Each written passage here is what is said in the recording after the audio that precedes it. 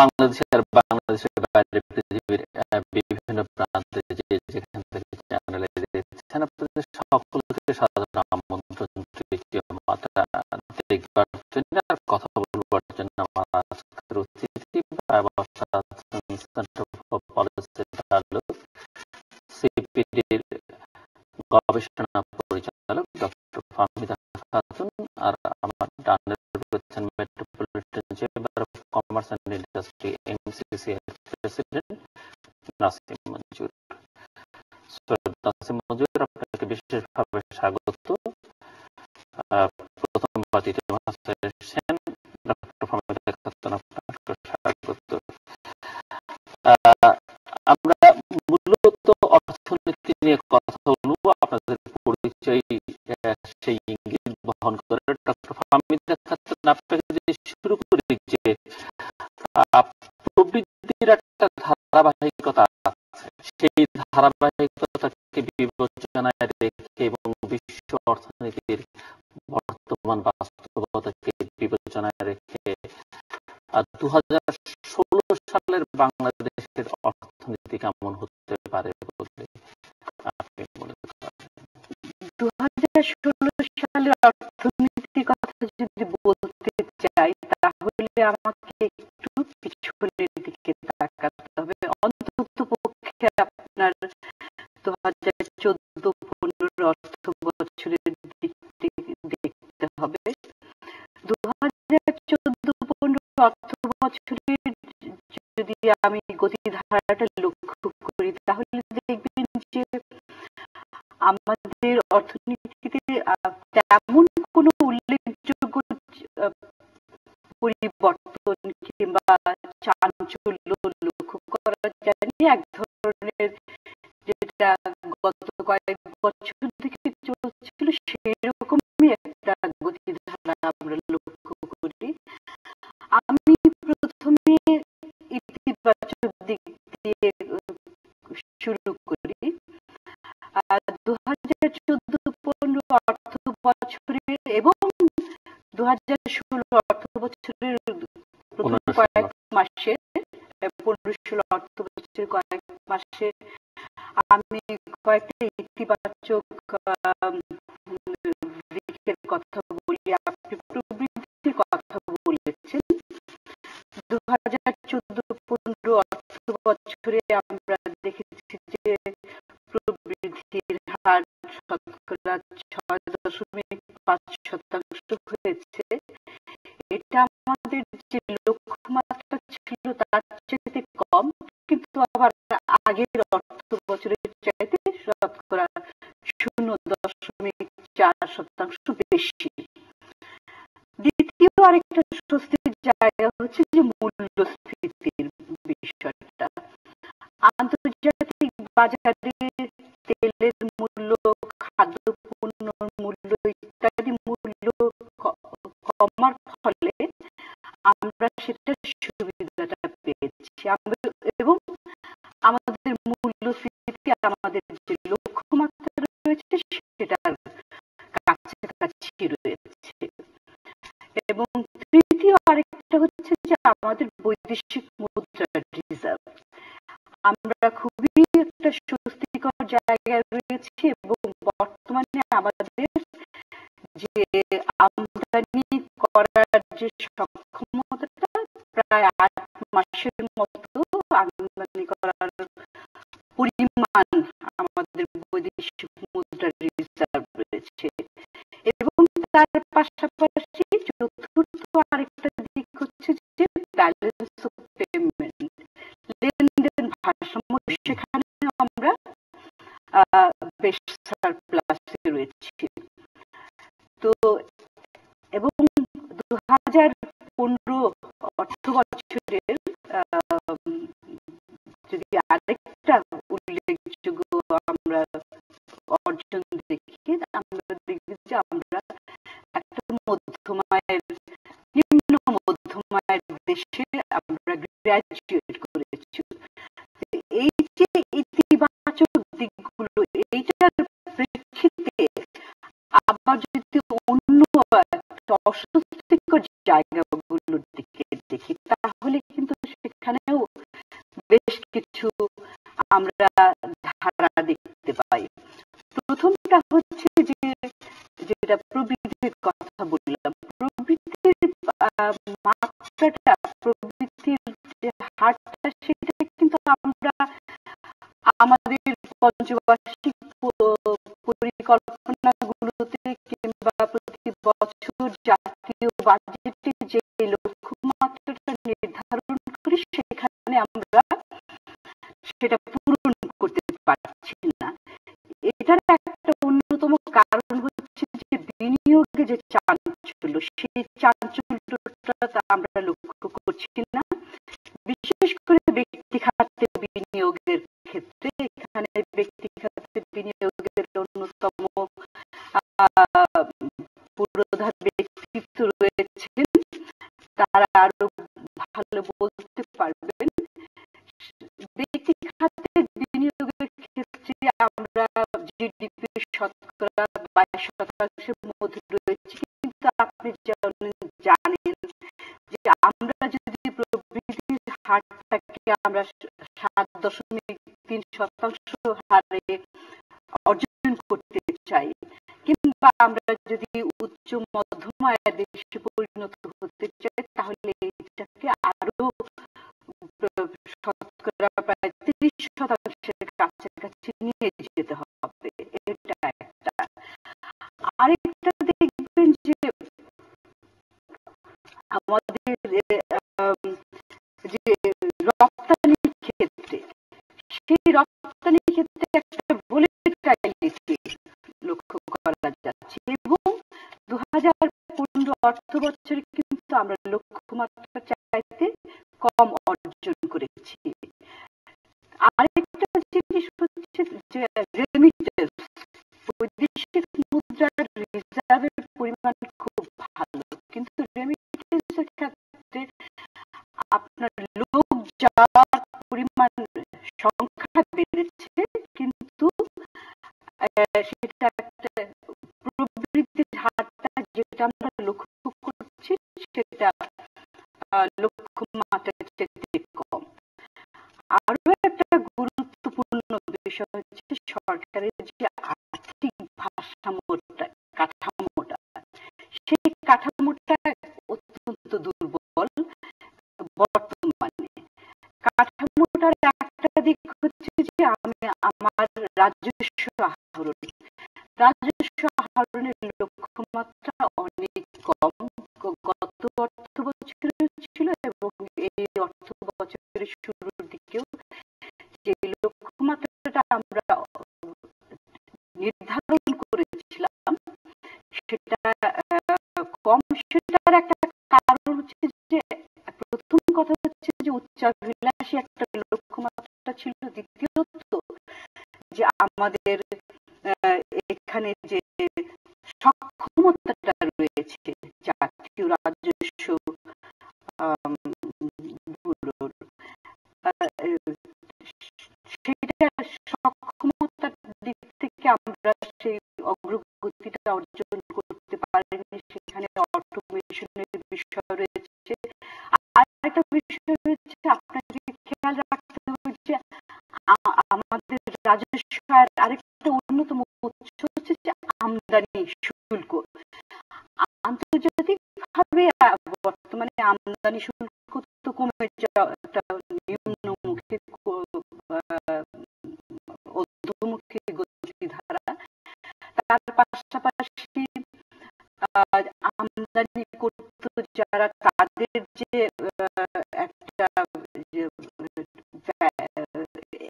AIT দেওয়ার একটা যে ছিল, সেটাও তুলে দেওয়া হয়েছে। এই সমস্ত কারণে আমাদের রাজস্ব আহরণের লক্ষ্যমাত্রাটা অনেক কম। তার পাশাপাশি রাজস্ব ব্যয়ের দিকে যদি দেখি, সরকারের ব্যয়, সেখানেও কিন্তু একটা ঘাটতি রয়েছে। সরকারের ব্যয় আমাদেরকে আমাদের ঘাটতি, অর্থাৎ কারেন্ট অ্যাকাউন্ট ব্যালেন্সের ক্ষেত্রে আমাদেরকে স্বস্তির দিক দিবে, কিন্তু আপনার সরকারি ব্যয়ের কথার ক্ষেত্রে লক্ষ্য রাখতে হবে যে সরকারি ব্যয়, আপনার অবকাঠামো উন্নয়ন, সরকারি ব্যয় স্কুল, রাস্তাঘাট ইত্যাদি ব্যয়ের ক্ষেত্রেও হয়, এবং সেখানে এডিপি বাস্তবায়ন অর্থাৎ বার্ষিক উন্নয়ন কর্মসূচির ক্ষেত্রে আমরা পিছিয়ে রয়েছি। সুতরাং দুই দিক থেকে রাজ্যের আর্থিক কাঠামোটা একটা দুর্বল অবস্থায় রয়েছে। এডিপি বাস্তবায়ন তো বছরের পর বছর ধরে একই অবস্থা, আমাদের একই, হ্যাঁ, সেটা আমরা বহুবার আলোচনা করেছি যে এডিপি বাস্তবায়নের ক্ষেত্রে। তো সেই ক্ষেত্রে অনেকগুলি এডিপি একটা আলাদা একটা আলোচনার বিষয় রয়েছে, কিন্তু মূল মূল বিষয়গুলো কি? মূল মূল বিষয়গুলো হচ্ছে যে আমরা বলেছি যে যে সমস্ত প্রকল্পগুলি, বড় বড় প্রকল্পগুলি প্রাধিকার ভিত্তিতে, সেই প্রকল্পগুলি অর্থ বছরের শুরু থেকে খুব নিবিড় পর্যবেক্ষণের মাধ্যমে সেগুলোকে মনিটর করা ফ্রম টাইম টু টাইম। এবং সেটা আপনি কোথায় বলবেন? আপনার আমি ধরেন জাতীয় সংসদে আপনি যদি অগ্রগতিটার চিত্র তুলে ধরেন, তাহলে যে জনপ্রতিনিধি রয়েছে তারাও এটা আলোচনা করতে পারেন যে কেন হচ্ছে না, কিভাবে। এটা একটা। আরেকটা হচ্ছে যে আমরা সংস্কারের কথা বলছি, সংস্কার কাদের? যে পাবলিক সার্ভিস কমিশন, যারা এটা মানে সরকারি ব্যয় ব্যয় এবং সরকারের উন্নয়ন কর্মসূচিগুলি বাস্তবায়ন করবে, তাদেরও সক্ষমতার ব্যাপার, তাদের কার্যক্ষমতা বৃদ্ধির বিষয় রয়েছে। এই সমস্ত বিষয়গুলি আমরা জোর দিয়ে আসছি, এবং আপনি দেখবেন যে যত বেশি দেরি হবে তার কিন্তু অনেক সাইড ইফেক্ট রয়েছে। প্রকল্পগুলো যদি আপনি যতই দেরি করবেন সেটার ব্যয় ভার বেড়ে যায়। বড় বড় প্রকল্পগুলিতে প্রচুর ব্যয় বেড়ে যাচ্ছে। পদ্মা সেতুর কথা তো আমরা জানি।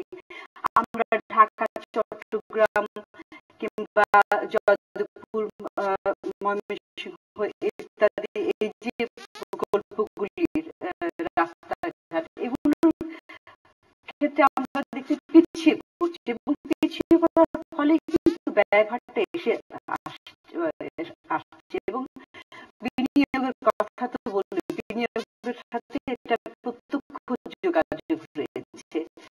যতই আপনি ব্যয় বাড়বে, প্রকল্পের ব্যয়, সেটা সুফলের পরিমাণ কিন্তু আপনার কমতে থাকবে। তো এই যে বেসরকারি খাতের এখানে একজন শীর্ষ সারির ব্যক্তিত্ব আছেন নাসির মঞ্জুর।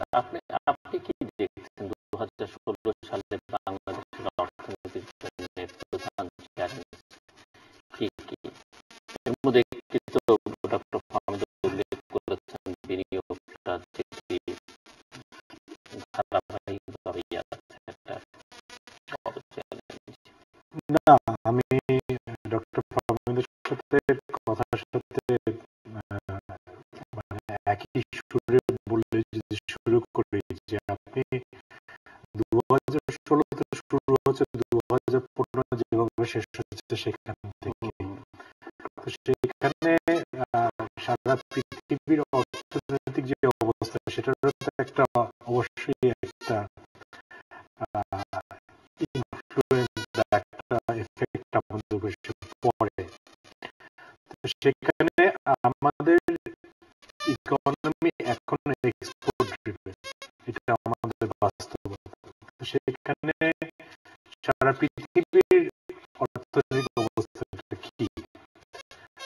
আমি রিসেন্টলি পড়ছিলাম যে OECD জেনারেল সেক্রেটারি বলেছেন যে আপনার গ্লোবাল ট্রেডের গ্রোথ এখন 2.5% থেকে 2% নিয়ে ওনারা কিন্তু রিভাইজ করেছেন ডাউনওয়ার্ড।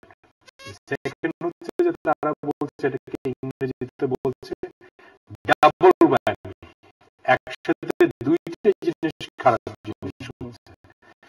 একটা হচ্ছে যে সো-কল্ড ডেভেলপড ইকোনমিজে সেখানে একটা বিশাল রকমের ডিমান্ড কমে গেছে, সেখানে অর্থনৈতিক একটা সংকট, সেখানে ফাইন্যান্সিয়াল ক্রাইসিস এখনো চলছে, ইমিগ্রেশন ক্রাইসিস ইন ইউরোপ এসে গেছে, এবং আবহাওয়ার যে একটা এফেক্ট, এটা নিয়ে আমি মনে করি বাংলাদেশে আমাদের কোনো আলাপ হয় না। আমাদের 82% রপ্তানি আসে গার্মেন্ট খাত থেকে। গার্মেন্ট বিক্রির একটা প্রধান চালিকা শক্তি হচ্ছে আবহাওয়া। আপনি উইন্টারের সোয়েটার যখন পাঠাবেন, ওই সময় যদি ভালো শীতকাল না হয়, যদি বেশি শীত না পড়ে, সেই সোয়েটার গুলো বিক্রি হয় না। তখন রিটেলারদের কাছে বেশি স্টক থাকে, পরের বছরে তাদের কেনার বাজেট অটোমেটিক্যালি কমে যায়, অথবা তাদেরকে ডিসকাউন্টে বিক্রি করতে হয়, তখন তারা দামের উপরে আরো চাপ দেয়। এটা হয়ে গেছে ডেভেলপিং ইকোনমি বা ডেভেলপড ইকোনমি। এবং একই সঙ্গে সো-কল্ড ইমার্জিং ইকোনমি যারা ছিল, আমরা যে ব্রিক্স কান্ট্রি বলতাম, আপনি ব্রাজিল বলেন, রাশিয়া বলেন, ইন্ডিয়া বলেন, চায়না, সবগুলোর অবস্থা খুব খারাপ। তো সবসময় বলা হতো যে একটা পোল ভালো করলে অন্য পোলটা খারাপ করলে একটা ব্যালেন্স হয়ে যায়। এখন কিন্তু ব্যালেন্সের জায়গাটা নাই। আমরা একটা গবেষণা দেখছিলাম, তারা বলেছে 2015 সালে সারা পৃথিবীতে কাপড় এবং জুতো দুটোর চাহিদা 1.5% কমে গেছে ইউএস ডলার টার্মস। এটার প্রধান একটা কারণ হচ্ছে এক্সচেঞ্জ রেট। আপনার ইউয়ান ডিপ্রিশিয়েট করেছে ডলারের বিভিন্ন, ইন্ডিয়ান রুপিস ডিপ্রিশিয়েট করেছে, টার্কিশ লিরা ডিপ্রিশিয়েট করেছে। তার মানে আমাদের যারা প্রতিদ্বন্দ্বী দেশ, তাদের দাম তারা কমাতে পারছে, কারণ তারা কারেন্সি, আমাদের ঠিক উল্টোটা হয়েছে। আপনি যদি রিয়েল এফেক্টিভ এক্সচেঞ্জ রেট দেখেন, বাংলাদেশের এক্সচেঞ্জ রেট 15 থেকে 25% বেড়েছে 2015 সালে। এই পরিস্থিতিতে বাংলাদেশের যে এক্সপোর্ট গ্রোথ, যেটার কথা ডক্টর ফাহমিদা বললেন, আমাদের 11 বছরের সর্বনিম্ন এক্সপোর্ট গ্রোথ রেট হচ্ছে 2015 সালে 3.9%, মানে সিঙ্গল ডিজিট গ্রোথ। এই অবস্থায় আমরা তো পৃথিবীর মার্কেটকে বিক্রি করি, তো মার্কেটে যদি ডিমান্ড না থাকে, মার্কেটে যদি আমরা কম্পিটিটিভ না থাকি, তাহলে এক্সপোর্ট গ্রোথ করতে থেকে আসবে। এইটা একটা চিন্তার বিষয়। আভ্যন্তরীণ ডিমান্ডের কথা যদি বলেন, চাহিদা, সেখানেও আমরা দেখছি, আমরা বিভিন্ন গবেষণা প্রতিষ্ঠানের সাথে আমরাও অন্তর্ভুক্ত, আমরা মার্কেট রিসার্চ করি, আমাদের নিজস্ব একটা ব্যবসা, সেখানে খুব ইন্টারেস্টিং আমরা দেখছি মানুষের খরচ করার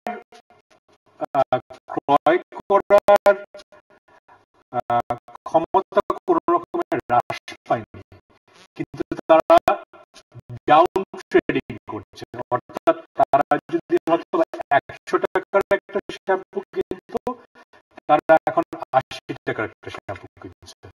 তারা যদি 100 মিলিলিটার একটা ড্রিঙ্ক কিনতো, তারা এখন 70 মিলিলিটার একটা ড্রিঙ্ক কিনছে। তার মানে কি, তারা কম খরচ করতে চাচ্ছে, সবাই সাশ্রয় করছে, সবাই সেভিং করছে। এই জায়গায় কিন্তু আমাদের চিন্তা করতে হবে যে লোকাল ইকোনমিতে এই অবস্থাটা কেন হচ্ছে। কারণ হরতাল নাই, অবরোধ নাই, ভাঙচুর নাই, সেই জায়গাতে কিন্তু আমরা একটা ভালো অবস্থায় আছি। কেন মানুষের মধ্যে এই ভয় ভীতিটা কাজ করছে যে আমি খরচ করবো না? আস্থার একটা আস্থার একটা সংকট। এইটাকে যদি আপনাকে ওভারকাম করতে হয়, আমরা বিশ্বাস করছি, আমরা মেট্রোপলিটন চেম্বার থেকে দেখছি যে ব্যবসা করার খরচ কমাতে হবে। আমাদের যদি মার্কেটে টিকে থাকতে হয়, যারা এন্ড কনজিউমার তারা বেশি খরচ করতে চায় না, তাদেরকে আরো কম খরচে প্রোডাক্ট পৌঁছে দিতে হবে, তাহলে তারা হয়তোবা তারা উৎসাহিত হবে আরো ক্রয় করার জন্য, আরো কনজিউম করার জন্য। সেটা করার জন্য আপনার প্রধান দুটো জায়গা আছে। একটা হচ্ছে অফকোর্স ব্যাংকের সুদের হার, যেটা নিয়ে আপনাদের এই অনুষ্ঠানে এবং সব অনুষ্ঠানে অনেক আলাপ হয়। আমি এখানে বলতে চাই, ডক্টর ফাহমিদের সাথে এক তালে কথা বলে যে ডিরেকশনটা ভালো। 2015 সালে আমরা দেখেছি কমতে শুরু করছে। আমরা রিসেন্টলি মাননীয় অর্থমন্ত্রী এবং বাণিজ্য মন্ত্রী দুইজনকে আমরা বলেছি যে লো সিঙ্গেল ডিজিট আপনার ইন্টারেস্ট রেট আসতে হবে। এইটা করার জন্য যা করা দরকার, সেটা ন্যাশনাল সঞ্চয়পত্র হোক, বিদেশি লোন আরো আসতে দেওয়া হোক, যা করা দরকার, এটা করলে কিন্তু আমাদের কস্ট অফ প্রোডাকশন কমবে, আমরা আরো কম দামে দ্রব্য পণ্য পৌঁছাতে পারবো, তাহলে হয়তোবা ক্রেতারা উৎসাহিত হবে আরো কেনার জন্য। এই দুটো জায়গায় আমার মনে আমাদের কাজ করতে হবে।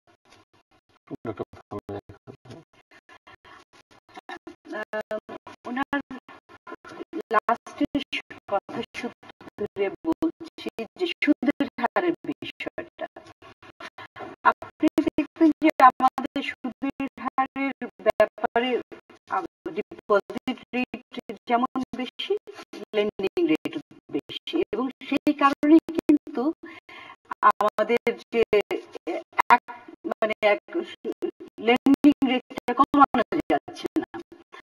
আমাদের একটা টেন্ডেন্সি হচ্ছে, যেহেতু আমার টাকা রাখার অল্টারনেটিভ কোনো সূত্র নেই, আমাদের ক্যাপিটাল মার্কেট ছিল ক্ষুদ্র ক্ষুদ্র যারা সঞ্চয়ী, তারা কিন্তু সেখান থেকে লাভবান হতে পারে, তারা ক্ষতিগ্রস্ত হয়েছে। এখন একমাত্র তাদের জায়গা ক্ষুদ্র ক্ষুদ্র সঞ্চয়ী, এবং আপনি দেখবেন যারা পেনশনভোগী, তারা কোথায় টাকাটা রাখছে, তারা তো আর ব্যবসা করতে পারছে না, তারা সঞ্চয়পত্রের মাধ্যমে তাদের একটা আয়ের উৎস। কিন্তু এইটা আমাদের ভাঙতে হবে। যদি আমি লেন্ডিং রেট কমাতে চাই, তাহলে অবশ্যই ডিপোজিট রেট কমাতে হবে। এখন যারা টাকা, যাদের টাকা আছে, তারা কি করবে?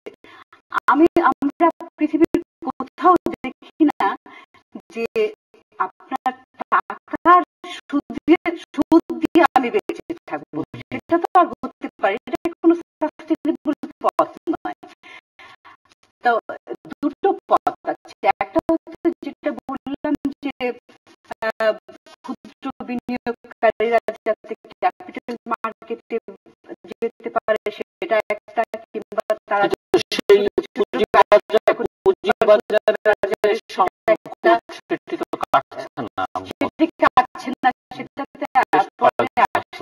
আরেকটা বিষয় আমি বলছি যে যারা ধরেন পেনশনভোগী তাদের টাকাটা কিভাবে, তারাও তো একটা চায়।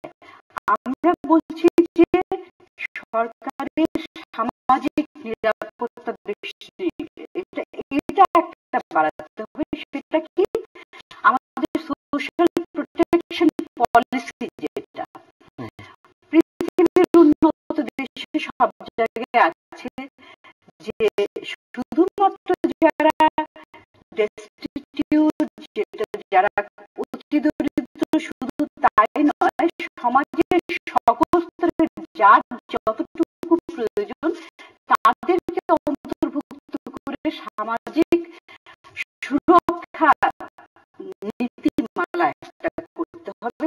তাহলে কিন্তু আপনার যারা স্বল্প আয়ের পেনশনভোগী তারাও তাদের অর্থটা ব্যবহার করতে পারবে, এবং তাদের যদি কোনো ধরনের অসুস্থ, বিশেষ করে বৃদ্ধ বয়সের যে চিকিৎসা খরচ, সেক্ষেত্রে একটা অনিশ্চয়তা রয়ে যায়। সেই সামাজিক নিরাপত্তাটা যতক্ষণই শক্তিশালী হবে ততই কিন্তু আমাদেরকে এই যে সঞ্চয়ের জন্য আপনার ডিপোজিট রেটের উপর নির্ভর করতে হবে, এটা কমানো। দুটোর মধ্যে যদি আমি ভারসাম্য সৃষ্টি না করতে পারি তাহলে কিন্তু কমানো যাবে, কমানো সম্ভব হবে না। এবং আপনি দেখবেন যে মূল্যস্ফীতি কমেছে, এটা খুব ভালো জিনিস।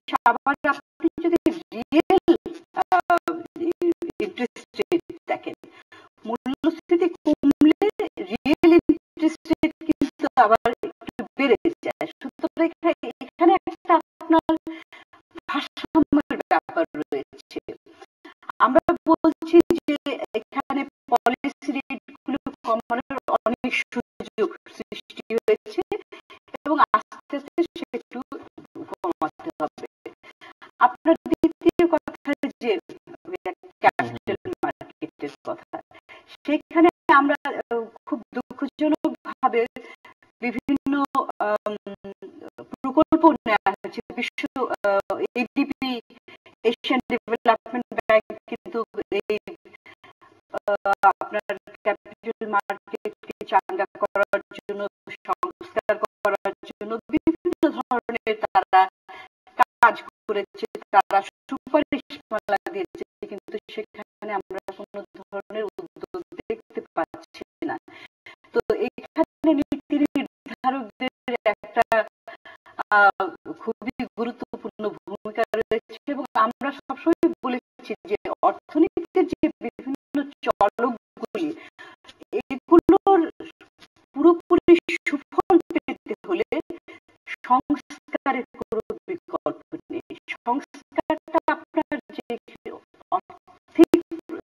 আর্থিক প্রতিষ্ঠানগুলোতে দরকার, সংস্কারটা যেমন দরকার আপনার দুর্নীতি দমন কমিশনের, সংস্কারটা যেমন দরকার বিচার ব্যবস্থা, সংস্কারটা যেমন দরকার আপনার পাবলিক সার্ভিস কমিশনের, তেমনি আর্থিক প্রতিষ্ঠানগুলোর ক্ষেত্রেও সংস্কার, এবং এগুলোকে শক্তিশালী করা, নিরপেক্ষভাবে কাজ করার জন্য, এবং আপনার একটা ট্রান্সপারেন্সি এবং অ্যাকাউন্টেবল পদ্ধতিতে কাজ করার জন্য নিশ্চয়তা যেটা দিবে সেই ধরনের সংস্কারের কথা আমরা বলছি। এই যে পুঁজিবাজার নিয়ে যদি আপনার মন্তব্য একটু শুনতে চাই, এবং সেই সঙ্গে যে বিনিয়োগ পরিস্থিতি মোটেই সন্তোষজনক নয় এবং কোনোভাবেই আসলে বিনিয়োগকে করা যাচ্ছে না। তো বাংলাদেশ কিভাবে এই চ্যালেঞ্জ মোকাবেলা করতে পারে? আমি পুঁজিবাজার দিয়ে শুরু করি। পুঁজিবাজারের ব্যাপারে তো আমরা অনেক সময় অনেক রকম মন্তব্য, যেটা বলুন, সংস্কারের অনেক প্রচেষ্টা হয়েছে, কিন্তু সেটা খুব একটা সুফল দেখিনি। এখানে পুরোপুরি একটা আস্থার অভাব, এবং আস্থার অভাবটা হচ্ছে যে সেখানে সবাই মনে করে এখনো মার্কেটটা ম্যানিপুলেটেড, গুজবে এই মার্কেটটা ওঠে নামে। আমি মনে করি যে একটা একটা প্রচেষ্টা দেখেছিলাম আমরা, যে শুরু হয়েছিল যে অ্যাকচুয়ালি যারা এটার পেছনে দায়ী তাদেরকে একটা শাস্তি দেওয়ার একটা প্রচেষ্টা আমরা দেখেছিলাম শুরু হয়েছিল। সেটা কতদূর এগিয়েছে আমরা জানি না। দ্বিতীয় হচ্ছে যে পুঁজিবাজারের ইনভেস্টমেন্ট আমি সবসময় একটা রিস্ক অ্যানালাইসিস করবো, যে অন্য জায়গায় আমার কোথায় বিনিয়োগ করার একটা জায়গা আছে। ডিপোজিট রেট যদি না কমে, আমি যদি কোনো ঝুঁকি ছাড়া বাসায় বসে 12-13% পেতে পারি, আমরা তো ব্যবসা করবো না। এবং এই জিনিসটা কিন্তু আপনাকে কমাতে হবে। সেখানে একটা যেটা বলে রেফারেন্স বেঞ্চমার্ক রেট হচ্ছে সঞ্চয়পত্র। সঞ্চয়পত্রের ব্যাপারে একটা আমি মনে করি একটা ভুল ধারণা অনেক সময় হয়ে থাকে। আমরা একটা গবেষণায় দেখেছি যে এই সঞ্চয়পত্রের জায়গায় 90% সঞ্চয়পত্র কিন্তু 10% লোক কেনে, এবং 10% লোকরা কিন্তু 1 কোটি টাকার ঊর্ধ্বে সঞ্চয়পত্র হোল্ড করে। তো অফকোর্স এখানে ছোট ছোট যেটা বললেন রিটায়ার্ড লোকজন অনেকেই আছে, কিন্তু এনাদেরকে ফাইন্যান্সিয়াল সিকিউরিটি দেওয়ার জন্য বাংলাদেশে এখন একটা ফান্ডেড পেনশন স্কিম করার মতো একটা জায়গায় এসছে, সে সময় এসছে, বাংলাদেশের সেই অর্থনৈতিক অবস্থায় এসছে। আমি একটু ডাইগ্রেস করি, বলুন, বাংলাদেশে যদি আমি আবার এক্সচেঞ্জে আসি, এক্সচেঞ্জে যদি এই অবস্থায় রাখতে হয় বা আমাদেরকে আরো কম্পিটিটিভ করতে হয়, বাংলাদেশ ব্যাংক আরো ডলার কিনতে হবে মার্কেটে। এই ডলারগুলো কোথায় ওনারা ব্যবহার করবে? আমরা মেট্রোপলিটন চেম্বার থেকে লিখিত দিয়েছি সরকারকে যে আপনারা 5টা জায়গায় এটাকে বিনিয়োগ করতে। 5টা জায়গার মধ্যে একটা জায়গা হচ্ছে আপনি সরকারি একটা ফান্ডেড পেনশন স্কিম ফান্ড করেন, আনফান্ডেড না, ফান্ডেড পেনশন স্কিম। দ্বিতীয় হচ্ছে আপনি এফসি রিটেনশন অ্যাকাউন্ট বাড়ান। তৃতীয় হচ্ছে সভরেন বন্ডের কথা বলা হচ্ছে, সেটা প্রাইভেট সেক্টর, পাবলিক সেক্টর। কিন্তু ফান্ডেড পেনশন স্কিম করে দিলে সঞ্চয়পত্র যে চাপ, তাহলে সেটা কিন্তু হবে না। 2015 সালে আপনার ডিপোজিট গ্রোথ হয়েছে মাত্র 12%। 15-16% আপনার এই বছরের দরকার। যদি ডিপোজিট গ্রোথ না বাড়ে, তাহলে ব্যাংকের তো এখন তারল্য সংকট নাই, ভবিষ্যতে যদি বিনিয়োগ বেড়ে যায় তাহলে তারল্য সংকটে পড়বে। বিনিয়োগ হচ্ছে না কেন? আমরা দেখেছি বিগত 11 বছরের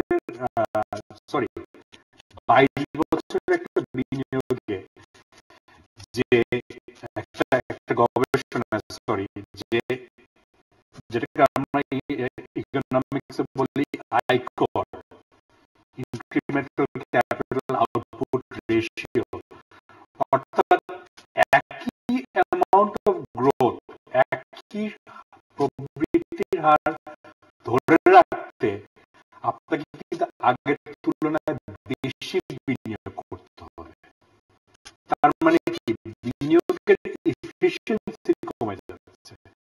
আগে 100 টাকা দিয়ে আমি যতখানি প্রবৃদ্ধি পেতাম, এখন সেখানে 113 টাকা লাগবে, 114 টাকা লাগবে। এটা কিন্তু একটা ভালো দিক নির্দেশনা না একটা অর্থনীতির জন্য। প্রথম কারণ আমরা অলরেডি আলাপ করেছি, ব্যাংকের সুদের হার সেটা কমছে, একটা ভালো দিক। দ্বিতীয় কারণ আমরা জানি যে জমি এবং জমির খরচ, সেটা নিয়ে অলরেডি স্পেশাল ইকোনমিক জোন নিয়ে অনেক আলাপ হচ্ছে। আমরা একটা সুনির্দিষ্ট প্রস্তাব করেছি যে অনেক বেসরকারি এবং সরকারি পাবলিক সেক্টর বা স্টেট ওন এন্টারপ্রাইজে মনে করেন জমি আছে 300 বিঘা, তারা ব্যবহার করছে 50 বিঘা। এই ইন্ডাস্ট্রিগুলো জীবনে দাঁড়াবে না। তারা এই 250 বিঘা জমি পাবলিক প্রাইভেট পার্টনারশিপ হোক, যে কোনো হোক, লিজ করে হোক, দিয়ে দিক যাদের কাছে দেওয়া উচিত। কারণ জমির দাম যদি একটা প্রজেক্ট কস্টের 50-60 ভাগ হয়ে যায়, সেই প্রজেক্ট ফিজিবল হয় না। যদি ইন্টারেস্ট রেট যদি 13%, সেটা ফিরেছে। এটা দ্বিতীয়। তৃতীয় একটা বিরাট সমস্যা হচ্ছে, এটা আপনারা অলরেডি জানেন, যে পাওয়ার এবং গ্যাস, এটা নিয়ে আপনারা অনেক আলাপ করেছেন। আমরা যখন আমাদের বিনিয়োগকারীদের সাথে কথা বলি, তারা আরেকটা কারণ বলেন, সেটা হচ্ছে যে নীতির কোন নিশ্চয়তা নাই। আমি স্পেসিফিক এমসিসি এর পক্ষ থেকে সম্প্রতি কমার্স আমরা কমার্স মিনিস্ট্রিকে জানিয়েছি, মাননীয় অর্থমন্ত্রীকে জানিয়েছি যে একটা নীতি বলা হয়েছে। আমি আপনাকে একটা সুনির্দিষ্ট একটা উদাহরণ দিই। বলা হলো যে যারা ভালো ব্যাংকের লোন পরিশোধ করে, ওনাদেরকে একটা রিওয়ার্ড দেওয়া হবে যে বছরের শেষে আপনার 10% রিবেট দেওয়া হবে। বলা হলো এটা জানুয়ারি মাসের 2016 1 তারিখে দেওয়া হবে। যখন যারা ভালো, আমরা যারা লোন পরিশোধ করি, আমরা যখন গেলাম, তারা বললাম না, এটা এখন 15 না, 16 না, এটা এখন 17 টাকা। আমাদের যে ইনসেন্টিভটা, যে লোনগুলো পরিশোধ করা সময় মতো যেন আমরা ডিফল্টার না হয়, ঋণ খেলাপি না হয়, তাহলে সেই ইনসেন্টিভটা আপনি সরিয়ে দিচ্ছেন। এরকম অনেক উদাহরণ আছে। ব্যাংকিং খাতে আছে যে বলা হয়েছে যে আপনারা এখানে ইনভেস্ট করলে ইন্টারেস্ট পাবেন। এখন বলা হচ্ছে যে না, ইন্টারেস্ট পাবেন না, এবং বিগত 3 বছরে যে ইন্টারেস্ট পেয়েছেন সেই টাকাটা আপনারা ফেরত দেন। এনারা মাল্টিন্যাশনাল কোম্পানি, এনারা পাবলিক লিমিটেড কোম্পানি। আপনি জানেন, একবার অডিট হয়ে অ্যাকাউন্টস ক্লোজ হয়ে গেলে সে অ্যাকাউন্ট থেকে টাকা ফেরত দেওয়ার কোনো জায়গা নেই আমাদের।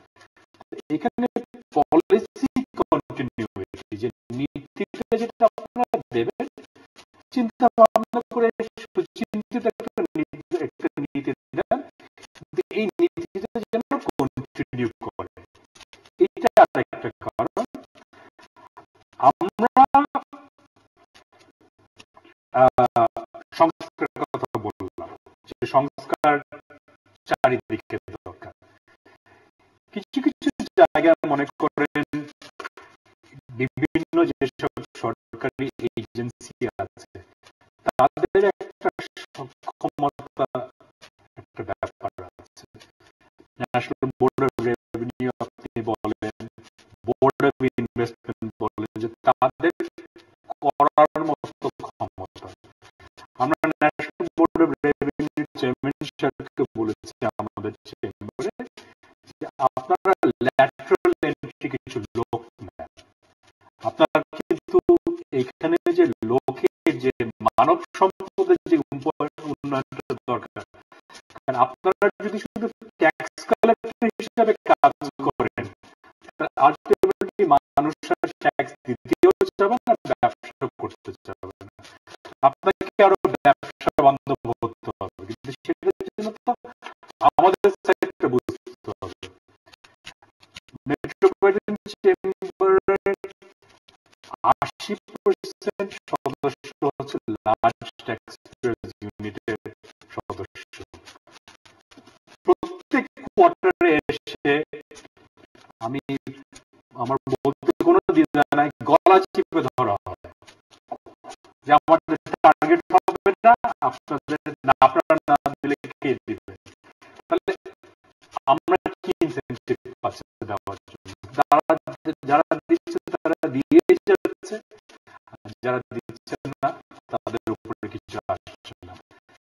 এখন যে ম্যানেজমেন্ট আছে ইন্ডিয়ার, চেষ্টা করছেন, কিন্তু সেখানে তাদেরও মানব সম্পদ বৃদ্ধি করতে হবে, উন্নয়ন করতে হবে, সেখানে বাজেট অ্যালোকেশন দিতে হবে, অটোমেশনের কথা উনি বলেছেন। এইগুলো যদি আপনি না করেন, 220 বিলিয়ন ডলারের একটি ইকোনমি, এটা কিন্তু ছোট ইকোনমি না। এটাকে ম্যানেজ করার জন্য যে জিনিসগুলো দরকার সেগুলোকে আমরা তৈরি করছি। আমরা খালি বলছি যে আমরা করব, কিন্তু করার জন্য যে সক্ষমতা তৈরি করা দরকার সেখানে আমরা কি কাজ করছি, এইটা নিয়ে কিন্তু চিন্তা করার একটা সময়। ওনার কথা শুনে একটা জিনিস যেটা বললেন যে নীতির যে ধারাবাহিকতা, পরিবর্তন, হ্যাঁ, আপনি দেখবেন যে ব্রডার পলিসিগুলো যেটা, যে বাংলাদেশের অর্থনীতি, মুক্ত বাজার অর্থনীতি কিংবা কিংবা লিবারালাইজেশন হবে ইত্যাদি, এগুলো কিন্তু স্থিতিশীল রয়েছে। কিন্তু দেখা যায় যে ছোট ছোট ক্ষেত্রে খুবই ফ্লাকচুয়েট করে, যার ফলে ওনারা যেটা বললেন যে ক্ষতিগ্রস্ত হয়ে থাকে। এবং অনেক ক্ষেত্রে দেখা যায় যে অনেক সিদ্ধান্তগুলি রাজনৈতিক উদ্দেশ্য প্রণোদিত ভাবে হয়ে থাকে। আমি একটা বিষয়ের কথা বলতে চাই, সেটা হচ্ছে যে আপনি তেলের মূল্যের কথা বলেছেন। আন্তর্জাতিক বাজারে তেলের মূল্য তো অনেক কমে এসেছে। গত 11 বছরের তুলনায় এখন সর্বনিম্ন 36 পার ব্যারেল, 36-37 ডলারের মতো। কিন্তু আমরা কিনছি একটু বেশি দিয়ে, কিন্তু তারপরেও অনেক কম মূল্যে কিনছি, কিন্তু সেটার সুফলটা আমরা পাচ্ছি না। আমাদের অনেক আলোচনা হয়েছে যে আন্তর্জাতিক মূল্যের সাথে আমরা সমন্বয় করব, কিন্তু সেই সমন্বয়টা হয় না।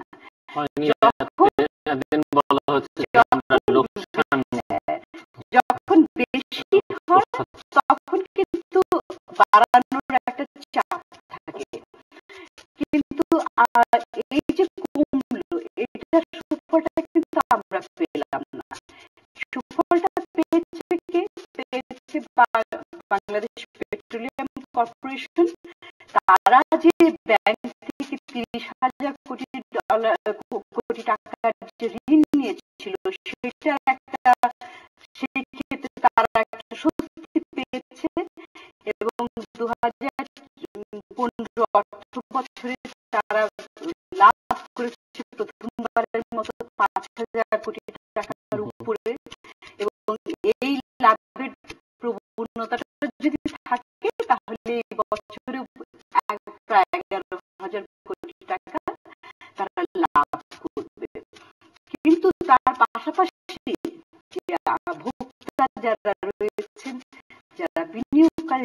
করেছেন তাদেরকে তো একটু স্বস্তি দিতে হবে নিঃশ্বাস ফেলার জন্য।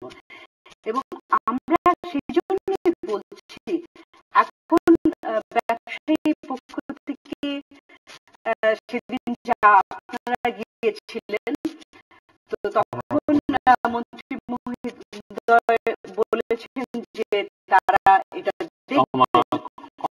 কিন্তু আমার কথা হচ্ছে যে এখন আমরা কেন চাপ কিংবা কোন ধরনের চাপ প্রেশার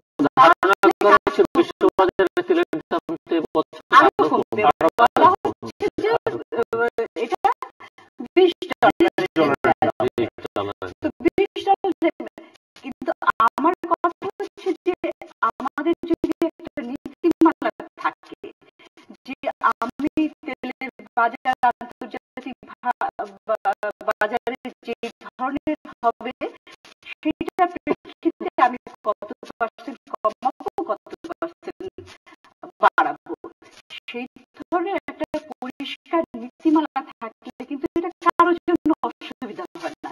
তখন সেই প্রেক্ষিতে প্রপোর্শনালি আমরা কমাবো বাড়াবো এবং সেটা আগে থেকে বিনিয়োগকারীরা জানবেন, আগে থেকে কনজিউমাররা জানবেন এবং নীতি নির্ধারকরাও জানবেন।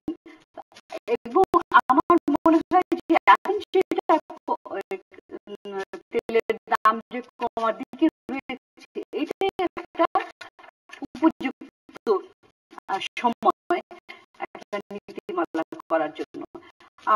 ওনারা নীতি নির্ধারকরা কমাবেন ভালো কথা, কিন্তু আমি বলবো যে এটা একটা কাঠামোর মধ্যে একটা আইনি কাঠামো একটা নীতিমালার মধ্যে থেকে যদি করেন তাহলে আমাদের এই ভবিষ্যতে এই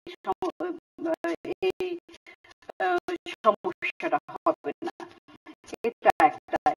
এবং আমরা আরেকটাও বলেছি যে এটা অর্থনীতিতে প্রভাব কি পড়বে। অবশ্যই সরকারের সাশ্রয় হচ্ছে এবং ভর্তুকি যেটা দিচ্ছে হচ্ছে সেক্ষেত্রেও সাশ্রয় হচ্ছে, কিন্তু খেয়াল রাখতে হবে যে এটার অন্য কোনো ইফেক্ট হচ্ছে কিনা। আমরা দেখেছি যে একটা আমরা মডেলিং করে দেখিয়েছি যে শতকরা যদি 10% তেলের দাম কমানো হয় বাংলাদেশের বাজারে তাহলে সেটা জিডিপির ক্ষেত্রে কিন্তু একটা ইতিবাচক প্রভাব ফেলবে। জিডিপি বাড়বে শতকরা 0.3%। সেটা আপনার তৈরি পোশাক রপ্তানির ক্ষেত্রে ইতিবাচক প্রভাব ফেলবে শতকরা 0.4%। মূল্যস্ফীতির ক্ষেত্রে ইতিবাচক প্রভাব ফেলবে এবং ভোক্তার চাহিদার কথা আমরা বলছি, কারণ অর্থনীতিতে যদি চাঙ্গা করতে হয় তাহলে ভোক্তার চাহিদাটা বাড়ানো দরকার, সেটা কমবে। তবে সরকারের যে একটা সাশ্রয় সেক্ষেত্রে একটু কম হবে, কিন্তু আপনি যদি অন্যান্য আনুষঙ্গিক চলকগুলি দেখেন সেই ক্ষেত্রে ইতিবাচক আমরা একটা প্রবণতা লক্ষ্য করব।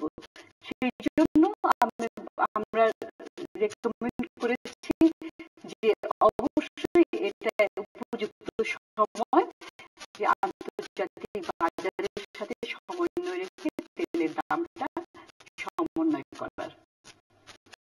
আমি এখানে একটু অ্যাড করি, আমরা যদি পার্শ্ববর্তী দেশের একটু উদাহরণ দেখি, আমরা গত সপ্তাহে দেখেছি যে ইন্ডিয়া যেটা করেছে তারা কনজিউমারের কাছে দাম না কমিয়ে তারা যেটা করেছে যে লোয়ার কস্টটাকে ফ্যাক্টর করে এক্সাইজটা বাড়িয়ে নিয়েছে।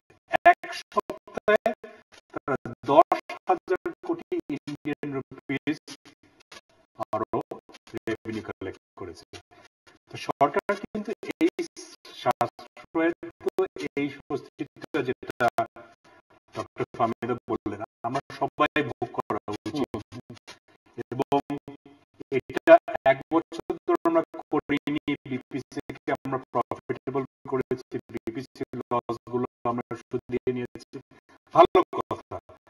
কিন্তু এখন আমি আবারও বলবো যে সারা পৃথিবীর যে অর্থনৈতিক অবস্থা এবং আমাদের আন্তর্জাতিক বাজারে 2016-তে যে কি হবে, আমি এটা বাড়িয়ে বলতে চাই না, কিন্তু আমি মনে করি এখানে একটা আমরা ফুলস প্যারাডাইসে থাকার কোনো জায়গা নাই। দামের উপরে প্রচন্ড চাপ হবে। আপনি যদি আমাদের এক্সপোর্ট গ্রোথ অ্যানালাইজ করে দেখবেন, আমাদের ভলিউম গ্রোথ হচ্ছে, ভ্যালিউ গ্রোথ হচ্ছে না। অর্থাৎ আমরা কিন্তু দাম কমিয়ে কমিয়ে ব্যবসা বাড়াচ্ছি। দাম যদি আমরা কমাই, সেটার সাথে যদি আমরা খরচ না কমাতে পারি, আলটিমেটলি ব্যবসা দেউলিয়া হয়ে যাবে। তখন আপনার কর্মসংস্থান বা আপনার নতুন বিনিয়োগ কোত্থেকে হবে? বাংলাদেশে বিনিয়োগের 80% হচ্ছে প্রাইভেট সেক্টর। এই বিনিয়োগকে যদি ধরে রাখতে হয়, তাহলে তো আমাদের আবারও বলবো যে কস্ট অফ ডুইং বিজনেস, যেটা বিভিন্ন উপাদান আছে, সবগুলোতে আমাদের একটু একটু করে কমাতে হবে। আমি বলছি না যে পুরো যে সেভিংটা হচ্ছে পুরোটা আপনি দামটা কমিয়ে দিন, কিছুটা কমান, কিছুটা কমালে আমরা স্বস্তি পাই, আমরা কম্পিটিটিভ হতে পারবো। বাংলাদেশের উদ্যোক্তারা, বাংলাদেশের ফ্যাক্টরিতে আমরা যারা কাজ করি, আমরা যথেষ্ট রেজিলিয়েন্ট, আমরা যথেষ্ট রিসোর্সফুল, আমরা পারি। কিন্তু আমাদের কিছুটা হেল্প করবেন, কিছুটা হেল্প করলে বাকিটা আমরা পাবো। পলিসি হেল্পটা সবচেয়ে জরুরি। যেটি বলছিলেন না আপনি, যে ইতিবাচক দিক যেগুলো আছে, আমরা যে এখন তেলের দাম কমবে বলে আশঙ্কা বা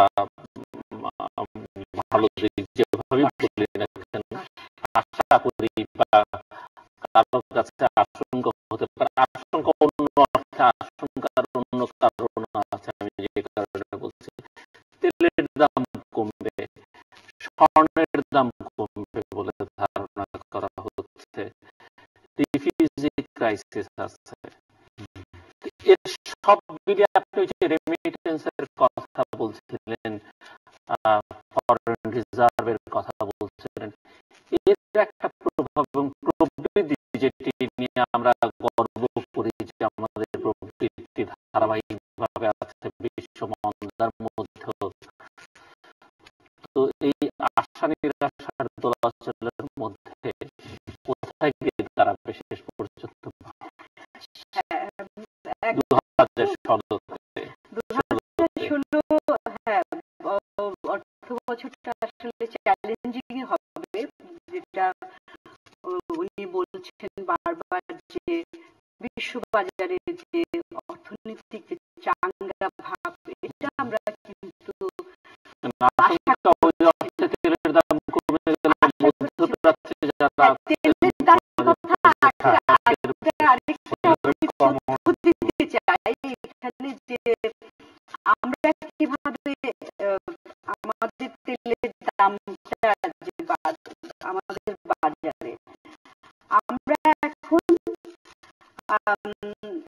প্রতি লিটার 68 টাকা করে বিক্রি করছি, আর আমাদের প্রতিবেশী দেশ ভারতে সেখানে 56 টাকা, যেটা রুপিতে হচ্ছে 46 রুপি, আর টাকায় কনভার্ট করলে 56। তো আমরা কিন্তু অনেকখানি এগিয়ে আছি আর কি, অর্থাৎ আমরা বাড়িয়ে রেখেছি সেটা একটা। এখন বছরের ক্ষেত্রে আমি তো দেখবো যে আমাদের রাজনৈতিক পরিস্থিতিতে একটা এক ধরনের স্থিতিশীলতা এসেছে, কিন্তু আমি বলবো যে রাজনৈতিক অনিশ্চয়তা সেটা কিন্তু বিনিয়োগকারীদের জন্য এবং সাধারণ মানুষের জন্য কিন্তু একটা অস্বস্তিকর জায়গা। কারণ আপনার যদি স্বস্তি আপনার বিনিয়োগের আগামী 2-3 বছরে কি হবে সেটা যদি আপনার প্রেডিক্টেবিলিটি না থাকে, তাহলে কিন্তু কোনো বিনিয়োগকারী সেখানে বিনিয়োগ করবেন না, দেশি বিনিয়োগকারী হোক আর বিদেশি বিনিয়োগকারী হোক। সেক্ষেত্রে এই অর্থ বছরে আমরা বিনিয়োগে যদি চাঞ্চল্য আনতে না পারি, তাহলে কিন্তু এটার প্রভাব সব জায়গায় পড়বে। আয়করের কথা বললেন যে উনি, তো এই আয়কর দিয়ে তো আমরা যে প্রবৃত্তির লক্ষ্যমাত্রা আমরা করছি সেটা করা সম্ভব না, এটা একটা। তারপরে আপনি আরেকটা জিনিস ভলিউমের কথা বলা হচ্ছে, এক্সপোর্টের ক্ষেত্রে ভলিউমের কথা বলছি আমরা। সিমিলারলি কিন্তু রেমিটেন্সের ক্ষেত্রে রেমিটেন্সের লোক যাওয়ার সংখ্যা বাড়ছে, কিন্তু সেই অনুযায়ী আমাদের রেমিটেন্সের ভলিউম অর্থটা বাড়ছে না। অর্থাৎ তারা কোথায় যাচ্ছে, তারা কি আসলে কম বেতনে যাচ্ছে, নাকি যে সমস্ত কাজে কম বেতন সেখানে যাচ্ছে, কিংবা যে সমস্ত দেশে আপনার কম বেতন দেওয়া হয় সেটা দেখার বিষয়। শুধুমাত্র সংখ্যায় বাড়লে হবে না, এটা একটা। আরেকটা দিক হচ্ছে যে আন্তর্জাতিক ভাবে এই 2015 সালটা কিন্তু একটা উল্লেখযোগ্য বছর ছিল। আপনি দেখবেন যে কয়েকটা আন্তর্জাতিক দিকে যদি আমি একটু লক্ষ্য করতে চাই, কয়েকটা গুরুত্বপূর্ণ বিষয় সিদ্ধান্ত হয়েছে। একটা দেখবেন যে সম্প্রতি বিশ্ব বাণিজ্য সংস্থার 10ম সম্মেলন হয়ে গেল, সেটা একটা। তার আগে হয়েছে সেপ্টেম্বর মাসে জাতিসংঘের সাস্টেইনেবল ডেভেলপমেন্ট গোল। তারপরে ডিসেম্বর মাসে আরেকটা হয়েছে যে উনি আবহাওয়ার কথা বললেন, জলবায়ু পরিবর্তনের কথা বললেন, সেই সংক্রান্ত প্যারিসের COP21 মিটিং হয়েছে। তার আগে জুলাই মাসে হয়েছে ফাইন্যান্সিং ফর ডেভেলপমেন্ট। এই সবগুলি কিন্তু অত্যন্ত বিশ্বের জন্য যেমন গুরুত্বপূর্ণ, আমাদের জন্য তেমন গুরুত্বপূর্ণ। এখন বিশ্ব বাজারে আমরা বলছি যে রপ্তানির কথা, রপ্তানি যদি আমরা বাড়াতে চাই, আমাদের ইউরোপিয়ান মার্কেট গুলোতে রয়েছে, আমরা শূন্য শুল্কে যেতে পারছি, কিন্তু আমাদের যে গুরুত্বপূর্ণ কতগুলি বাজার রয়েছে, ইউএস এর মার্কেটের কথা বলছি, সেখানে কিন্তু আমরা অনেক উচ্চ শুল্কে যাচ্ছি, 14-15% শুল্ক দিয়ে যাচ্ছি। কিন্তু আপনার পাশাপাশি খেয়াল রাখতে হবে যে বিশ্বের যে বাণিজ্যের যে কেমিস্ট্রিটা, অর্থাৎ বিভিন্ন দেশের সাথে বাণিজ্যের সমঝোতা যেগুলো হচ্ছে, চুক্তিগুলো, সেটার কিন্তু ধরনটা পাল্টে যাচ্ছে। সম্প্রতি যে টিপিপি হলো, হ্যাঁ, তো সেই টিপিপির মধ্যে যে 11টা দেশ অন্তর্ভুক্ত হয়েছে, সেখানে বাংলাদেশের কতগুলি প্রত্যক্ষভাবে বাংলাদেশ যাদের সাথে প্রতিযোগিতা করে, ভিয়েতনামের সাথে, সেটা সম্মুখীন হতে হবে। অর্থাৎ ভিয়েতনামে শুল্ক কিন্তু আস্তে আস্তে শূন্য শুল্কে তারা ওই সমস্ত দেশ, উন্নত দেশগুলিতে প্রবেশ করতে পারবে, কিন্তু আমরা তো সেখানে পারবো না। সেখানে আমাদের কি প্রস্তুতিটা, আমরা কি টিপিপিতে অংশ নিব, কিংবা আমরা চাইলেও কি নিতে পারবো কিনা সেটা একটা, কিংবা এবং যদি অংশ নেই তাহলে কিন্তু কিছু প্রস্তুতির ব্যাপার রয়েছে, ভিতরে যে শর্তগুলি রয়েছে এগুলি কিন্তু অত্যন্ত stringent, কঠিন শর্ত।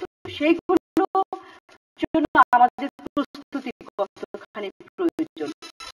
আবার যদি আমরা অংশগ্রহণ না করি তাহলে আমরা আন্তর্জাতিকভাবে বাজারে শূন্য শুল্কে কিংবা কম শুল্কে কিভাবে আন্তর্জাতিক বাজারে প্রবেশ করতে পারি, সেক্ষেত্রে আমাদের দর কষাকষির বিষয় রয়েছে। আমরা দেখেছি যে অতি সম্প্রতি বিশ্ব বাণিজ্য সংস্থার সম্মেলনে আমরা কিন্তু ক্ষেত্রে কোনো অগ্রগতি লক্ষ্য করিনি। অন্যান্য ক্ষেত্রে অগ্রগতি পেয়েছি, লক্ষ্য করেছি আমরা। যেমন ধরুন, আমরা ফার্মাসিউটিক্যাল ট্রিপসের ক্ষেত্রে, সেই ক্ষেত্রে ট্রিপসের ক্ষেত্রে যে অগ্রগতিটা হয়েছে, আমরা সেই ক্ষেত্রে ফার্মাসিউটিক্যাল প্রোডাক্টসের রপ্তানি করার ক্ষেত্রে আমরা অনেকটা সময় পেয়েছি, সেটা একটা। কিংবা আমরা সেবা বাণিজ্যের ক্ষেত্রে পেয়েছি। তো এই ধরনের কিন্তু আমাদের যে মূল একটা বিষয়, অর্থাৎ শূন্য শুল্কে উন্নত বিশ্বের বাজারে প্রবেশ করে, বিশেষ করে মার্কিন যুক্তরাষ্ট্রের বাজারে প্রবেশ করে, সেই ক্ষেত্রে আমরা তেমন অগ্রগতি করতে পারিনি। আরেকটা, এখন যদি COP21 এর কথা বলি, তাহলে সেখানে দুটো সিদ্ধান্ত ছিল অত্যন্ত গুরুত্বপূর্ণ। একটা হচ্ছে তার মধ্যে যে আপনার ফাইন্যান্সিং, আমরা হচ্ছে বাংলাদেশ হচ্ছে জলবায়ু পরিবর্তনের ক্ষেত্রে অত্যন্ত ভালনারেবল একটা দেশ। আমাদের কি হবে, আমরা কিন্তু এমিট করি না, অর্থাৎ আমরা কার্বন নিঃসরণ করি না, উন্নত দেশগুলি নিঃসরণ করে, এবং তারা সেক্ষেত্রে COP21 সেখানে চুক্তি হয়েছে, তারা এটা কমিয়ে আনবে 2 ডিগ্রি সেন্টিগ্রেডের নিচে। আমাদের যেটা প্রয়োজন সেটা হচ্ছে আমরা কিভাবে এই পরিবর্তনটা, এই অভিঘাতটার ক্ষেত্রে আমরা খাপ খাইয়ে নিব। সেই জন্য যেটা দরকার, অর্থ দরকার, টেকনোলজি দরকার। সেই ক্ষেত্রে আমরা কিভাবে আন্তর্জাতিক উন্নত দেশগুলো থেকে আমরা অর্থ নিয়ে আসবো, আমাদের সেই দক্ষতাটা প্রয়োজন হবে, এবং সেই টেকনোলজিটাও আমাদের আনতে হবে। এটা একটা। তারপরে যে ফাইন্যান্সিং ফর ডেভেলপমেন্ট, এটা আপনি দেখবেন যে আন্তর্জাতিক ভাবে ফাইন্যান্সিং, অর্থাৎ ফরেন এজের যে আর্কিটেকচার, এই আর্কিটেকচারটাতেও কিন্তু পরিবর্তন হচ্ছে ক্রমান্বয়ে। আমরা একটা জাতির যে বিদেশি সাহায্য থেকে ক্রমান্বয়ে বৈদেশিক বাণিজ্য নির্ভর হয়েছে, কিন্তু তার মানে এই নয় যে আমাদের বৈদেশিক সাহায্যের প্রয়োজন একেবারে ফুরিয়ে গেছে। আমাদের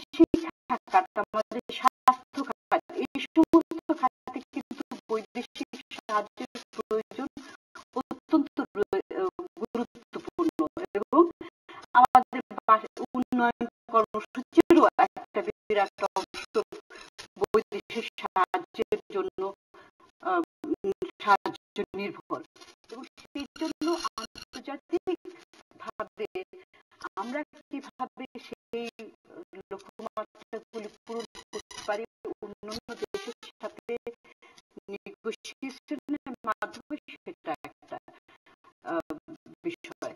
এবং আমরা যে আরেকটা চতুর্থ যেটা বলছি যে উন্নত সাস্টেনেবল ডেভেলপমেন্ট গোলসে যে আমরা এটারও একটা অংশ, এবং এই লক্ষ্যমাত্রাগুলি আগামী 15 বছরে 2030 সাল পর্যন্ত বিভিন্ন লক্ষ্য, এখানে 17টা টার্গেট গোল রয়েছে, 169টা টার্গেট রয়েছে।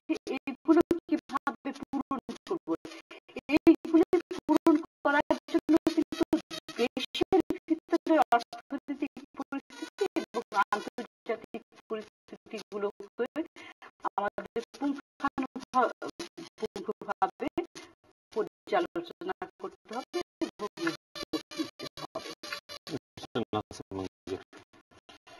এগুলো সব করতে গেলে যেটা হবে যে আপনার ডেফিনেটলি কস্ট অফ ডুইং বিজনেসের উপর একটা ইম্প্যাক্ট আসবে, এবং এগুলো সব করা দরকার, এবং আমরা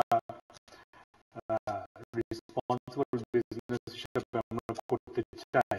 কিন্তু আমি ঘুরে ফিরে একই জায়গায় আসবো, ব্যবসাটা যদি টিকিয়ে রাখতে হয় সেটার দিকে আমার মনে হয় প্রথমেই এটা নজর দেওয়া উচিত। আমরা যদি পার্শ্ববর্তী দেশ কি করছে, উনি যে উদাহরণটা দিলেন যে টিপিপির জন্য আমাদের যে অ্যাডভান্টেজ ছিল সে অ্যাডভান্টেজগুলো চলে যাচ্ছে। টিপিপি হচ্ছে ইউরোপের সাথে পাকিস্তানের সাথে জিএসপি প্লাস হচ্ছে, ইন্ডিয়া ফ্রি ট্রেড এগ্রিমেন্ট করছে। সারা পৃথিবী এখন বাইল্যাট্রাল এবং প্লুরিল্যাট্রাল দিকে যাচ্ছে। তো দোহা থেকে যেটা শুরু হয়েছিল, আমরা তো নাইরোবিতে ছিলাম, আপনি ধরে নিতে পারেন যে দোহা এজেন্ডা এখন শেষ, এবং বিশ্ব এখন যারা চালায় ওনারা চান না ডিউটি ফ্রি কোটা ফ্রি স্বপ্ন দেখা, আমি মনে করি শুধু স্বপ্নই থাকে। সেখানে আমাদের যদি অ্যাডভান্টেজ ধরে রাখতে হয়, তাহলে আমাদের যেটা করতে হবে, আমাদের এই ফ্রি ট্রেড এগ্রিমেন্ট গুলো আরো এফেক্টিভলি কিভাবে বাংলাদেশের সপক্ষে করা হচ্ছে। আমরা রিসেন্টলি চিলের সাথে করছি, সবার সাথে করতে হবে, এবং অন্যরা যেটা করছে সেটা আমাদের করতে হবে। আমরা একটা অনুরোধ রেখেছি বাণিজ্য মন্ত্রণালয়ের কাছে, ওনারা ফ্রি ট্রেড এগ্রিমেন্ট আরো এগ্রেসিভলি পারসিউ করুক, বিশেষ করে নন ট্রেডিশনাল মার্কেট, যেসব মার্কেটে আমরা এখন যাই না, যেরকম ল্যাটিন আমেরিকা, রাশিয়ার মার্কেট এখন একটু অসুবিধার মধ্যে আছে, একটা ভালো অপরচুনিটি সেখানে যাওয়া, এটা আমাদের করতে হবে। স্থানীয় বাজারের জন্য আমি একটু অন্যদিকে আসতে চাই, যেটা আলাপটা এখনো হয়নি, আমি মনে করছিলাম হবে দক্ষতা। যে আমরা রিসেন্টলি অনেকগুলো পরিসংখ্যান দেখেছি, খবরের কাগজে রিপোর্ট দেখেছি, আপনারা আলাপ করেছেন, কয় লক্ষ বিদেশি কাজ করে বাংলাদেশে, এবং তারা কত বিলিয়ন ডলার বাংলাদেশ থেকে রেমিটেন্স পায়। আমি কিন্তু মনে করি যে এটা বাংলাদেশি ব্যবসা বা বাংলাদেশি প্রতিষ্ঠানে যদি বিদেশিদের ব্যবহার করে, নিশ্চয়ই সেটা একটা বাণিজ্যিক কারণ আছে। আমরা তো ইচ্ছা করে খালি বিদেশিদেরকে রাখছি, সেই দক্ষতাটা বা সেই স্কিল সেটটা আমরা বাংলাদেশে পাচ্ছি না। এই জায়গায় আমরা কি কাজটা করছি, আমি খুব দুঃখের সাথে বলতে চাই, সেদিন আমি দেখলাম আমাদের চিফ জাস্টিস সাহেব বলেছেন যে আমরা শিক্ষার হার, শিক্ষার পরিমাণ, শিক্ষার কোয়ান্টিটি নিয়ে কথা বলছি, মান নিয়ে কে কথা বলছে? আমরা ব্যক্তিগতভাবে কর্মসংস্থান করি, আমরা মানুষকে চাকরি দিই, দেওয়ার চেষ্টা করি। আমি বলতে চাই যে এখানে হার মানের একটা অবিশ্বাস্য একটা অবনতি হয়েছে, এবং সেটা প্রতিটা স্তরে, প্রাইমারি লেভেল, এখানে কিন্তু একটা করার কিছু আছে। আমি মনে করি সরকার একটা ভালো জিনিস শুরু করেছেন বিগত কয়েক বছর ধরে, যে কারিগরি শিক্ষা, টেকনিক্যাল এডুকেশন। এখানে গত বাজেটে আমরা দেখেছি বরাদ্দ বাড়ানো হয়েছে। আমি আশা করব যে আস্তে আস্তে আমরা ইংল্যান্ডের যেরকম স্ট্রিমিং সিস্টেম, সবাইকে আমরা দিয়ে করিয়ে, এবং তাদের তখন তাদের আকাঙ্ক্ষাও বেড়ে যাচ্ছে, তারা মনে করছে তারা সব জায়গায় অফিসে বসে কাজ করবে। আমাদের ফ্যাক্টরিগুলোতে টেকনিশিয়ান দরকার, আমাদের ল্যাবের মধ্যে টেকনিশিয়ান দরকার, আপনার ওয়েল্ডার দরকার, আপনার ইলেকট্রিশিয়ান দরকার। উনি যেটা বললেন যে বিদেশে রেমিটেন্সের কোয়ান্টিটি যদি দেখেন, অ্যাভারেজ পার ওয়ার্কার কিন্তু কমে যাচ্ছে, কারণ আমরা এখনো ক্লিনার সুইপার পাঠাচ্ছি। এটা কিন্তু বাংলাদেশি হিসেবে আমিও খুব একটা গর্ববোধ করি না। আমরা সেখানে এখন ম্যানেজার, টেকনিশিয়ান তো পাঠাতে পারি। সেটা নিয়ে প্রাইভেট সেক্টরে কাজ করছে, কিন্তু এখানে প্রধান চালিকা শক্তিতে হতে হবে সরকার। সেটা নিয়ে কি হচ্ছে? নীতি, আপনার ইনফ্রাস্ট্রাকচার আছে, এইসব কথা বললেই, বিভিন্ন সেমিনার বললেই, হ্যাঁ আমরা আরো বিনিয়োগ করবো, আরো ট্রেনিং সেন্টার করবো, আরো মেশিন কিনবো, সব আছে, আপনার কাঠামো সব আছে। কিন্তু যেটা দরকার হচ্ছে প্রাইভেট সেক্টরকে এগিয়ে আসতে হবে। আমাদেরও দোষ আছে, আমরা এগিয়ে আসি না, কিন্তু প্রাইভেট সেক্টরকে অন্তর্ভুক্ত করতে হবে। আরেকটা জিনিস যদি একটু আমি ঘুরিয়ে আসি, সেটা হচ্ছে অবকাঠামোর জায়গাটা। ঢাকা চিটাগংয়ের এক্সাম্পলটা উনি বললেন, আমরা রিসেন্টলি দেখলাম, আমরা শুনেছি যে মে মাসে এটা বলে উদ্বোধন হবে। যদি হয় খুবই ভালো, আমরা সবাই অনেকবার এটা একটা রোলিং টার্গেটের মধ্যে হয়েছে, তারপরে আমরা আশা রাখতে চাই। কিন্তু এই যে বড় বড় যেসব অবকাঠামো, যেসব প্রকল্প হয়, আমরা সেদিন বলেছি যে এগুলোর মনিটরিং, এগুলোর ব্যবস্থাপনা কোন কমিটিতে আমাদের জানা মতে, আমরা যারা এটার ভোক্তা, যারা আমরা ব্যবসা করি, বিনিয়োগ করি, বা জনগণ, কোন রিপ্রেজেন্টেশন নাই। এটা শুধুমাত্র যারা সরকারি ওনারাই আছে। এখানে আমাদেরকে রাখলে অসুবিধা কি?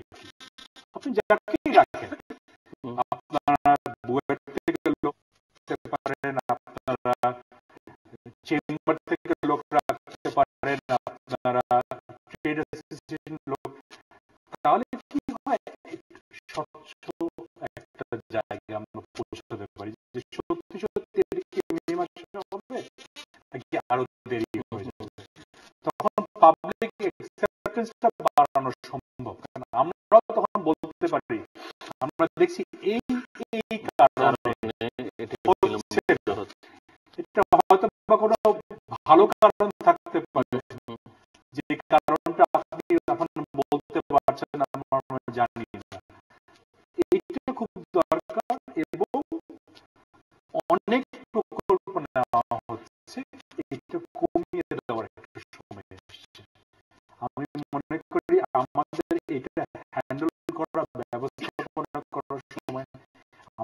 সেই ক্ষমতার বাইরে চলে গেছে। আপনি ফাস্ট ট্র্যাকের মধ্যে যেগুলো করতে পারবেন, একটা যেটা ইংরেজিতে আমরা বলি like to have and good to have, আপনারা এখন লাইক টু হ্যাভ জায়গায় আমাদের যেটা দরকার একদম না হলেই নয়, ঢাকা চিত্রকরণ এটা সবচেয়ে বেশি। আপনি এক্সপোর্ট কম্পিটিটিভনেস, বারবার এক্সপোর্টের কথা উঠছে, বাংলাদেশে একটা বিশাল সমস্যা। আপনি কমপ্লায়েন্স বাদ দেন, আপনি খরচ বাদ দেন, হচ্ছে লিড টাইম। যে বাংলাদেশ থেকে যদি এক্সপোর্ট 50 বিলিয়নের গার্মেন্টসে পৌঁছাতে হয়, সারা এক্সপোর্ট যদি 90 বিলিয়নে নিয়ে যেতে হয়, আমাদের এখন একটা অর্ডার পাওয়া থেকে অর্ডারটাকে সম্পূর্ণ করার যে সময়টা, এটা একটা বড় সময় চলে যাচ্ছে হচ্ছে ট্রানজিট টাইম। যেহেতু আমাদের কোনো ডিরেক্ট সি কানেকশন নাই, ঢাকা থেকে সিঙ্গাপুর বা ঢাকা থেকে কলম্বো, সেখান থেকে ট্রান্সশিপমেন্ট হয়ে এই সময়টা এখন আর ক্রেতারা দিতে চায় না, কারণ সবারই কিন্তু কেনার সময়টা স্বল্প হয়ে এসছে। এই জায়গায় যদি বাংলাদেশের connectivity through deep sea port না করা হয়, এটা নিয়ে যদি কাজ না করা হয়, আলটিমেটলি কিন্তু আমরা দেখছি যে বিদেশে তারা বলছে রিশোরিং। ইউরোপে এখন আমাদের প্রতিনিধিত্ব করছে পর্তুগাল, বাংলাদেশের যুক্তর প্রতিনিধিত্ব করছে পর্তুগাল, কারণ তারা 21 দিনের মধ্যে ডেলিভারি দিতে পারে। যে ক্রেতা বাংলাদেশ থেকে কিনতো, সে এখন হয়তো 4-5 ইউরোতে বেশিতে কিনছে পর্তুগাল থেকে, কারণ সে 21 দিনের মধ্যে মালটা পাচ্ছে। তখন সে বলছে আমার বাংলাদেশ দরকার নাই, আমি ছোট ছোট করে অর্ডার দিই, আমি ছোট ছোট করে ডেলিভারি পাবো। এইখানে আমাদের প্ল্যানটা কি, এখানে আমাদের সক্ষমতা বাড়ানোর প্ল্যানটা কি? সেই জন্য আমি বলবো যে আমাদের বাংলাদেশের একটা ডিপ সি পোর্টের সময় অলরেডি পার হয়ে গেছে। এইটা নিয়ে যদি আমাদের যারা নীতি নির্ধারক যদি চিন্তা না করেন, আমরা এই রেসে আরো পিছিয়ে পড়ব।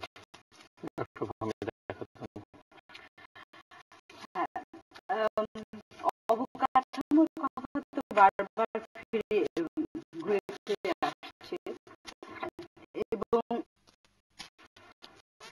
আমি দু একটা তথ্য দিতে চাই, যেটা মানে প্রজেক্ট প্রকল্প বাস্তবায়নের কথা আমরা বারবার বলছি। প্রকল্প বাস্তবায়নগুলো পিছানোর ফলে যে সমস্ত আগেই বললাম যে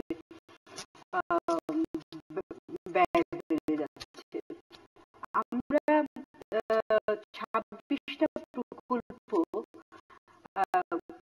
একটা মানে দেখেছিলাম যে এগুলোর বাস্তবায়ন কিভাবে কি হারে এগোচ্ছে। তো সেটা দেখা যাচ্ছে যে এই 2015 অর্থ বছরে এটাকে আমরা দেখছিলাম যে এটা এই 26টা প্রকল্প মোট প্রকল্পের 16%, প্রায় 17.6%। এর মধ্যে দেখা যাচ্ছে যে 14টা হওয়ার কথা ছিল, সম্পূর্ণ হওয়ার কথা ছিল 2015 অর্থ বছরের মধ্যে কিংবা তার আগে, কিন্তু সেগুলো হয়নি। এবং তারপরে আরেকটা হচ্ছে যে মাত্র 7টা প্রকল্প 2016 সালের মধ্যে সম্ভাবনা রয়েছে। আমরা জানি না, বারবারই বলা, উনিও বললেন যেটা, যে বারবার এই সময় পরিবর্তন হচ্ছে।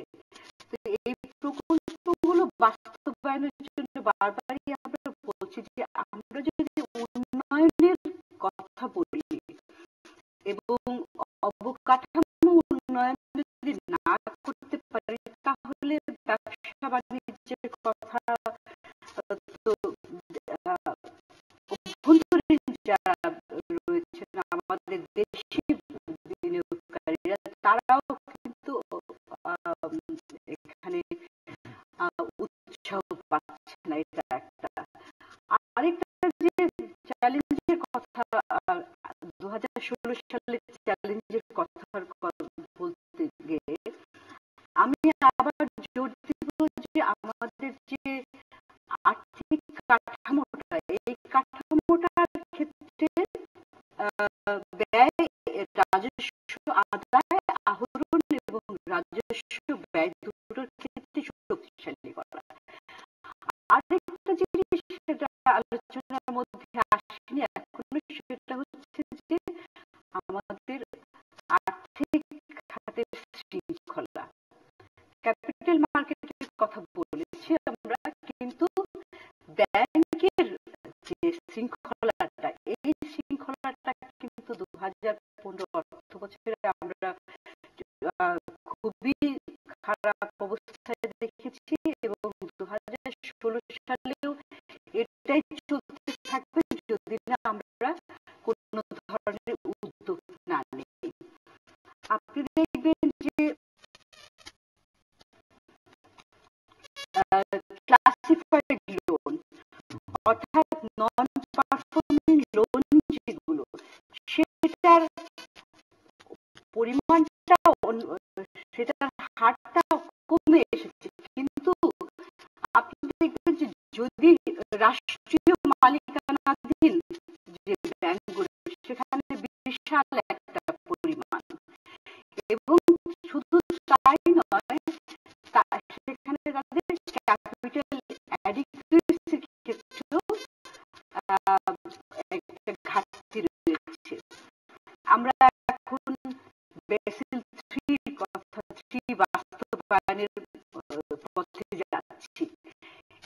এইটার জন্য রাষ্ট্রীয় মালিকানাধীন ব্যাংকগুলোকে এর আগেও অর্থ মন্ত্রণালয় থেকে তাদেরকে তাদের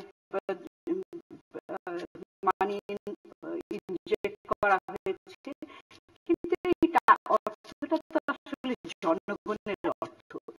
তো রাষ্ট্রীয় ব্যাংকগুলোর যে ক্ষতির জন্য সাধারণ জনগণের যে ভোগান্তি, সেটা যেন না হয়, এটা একটা। এবং আরেকটা জিনিস, এটার ক্ষেত্রে মনিটরিং, ইভ্যালুয়েশন, এই সিস্টেমগুলি কিভাবে বাস্তবায়িত হবে। হাজার হাজার কোটি টাকা জালিয়াতি হচ্ছে, সেগুলি কি কোনো বিচার হচ্ছে? সেটা না। আপনি কিছুদিন আগে দেখেছেন যে এই যে হলমার্ক কেলেঙ্কারিটা হলো, সেই ব্যাংকের এমডি নিজেই কিন্তু বলেছেন যে তিনি কোনোদিন আশা করেন না যে এই টাকাগুলি ফেরত আসবে। একটা হতাশাজনক উনি বলেছেন। এবং 3 বছর পার হয়ে যাওয়ার পরেও যারা যারা এই জালিয়াতির সাথে জড়িত ছিলেন, তারা কিন্তু একটা টাকাও দেননি। এটা একটা।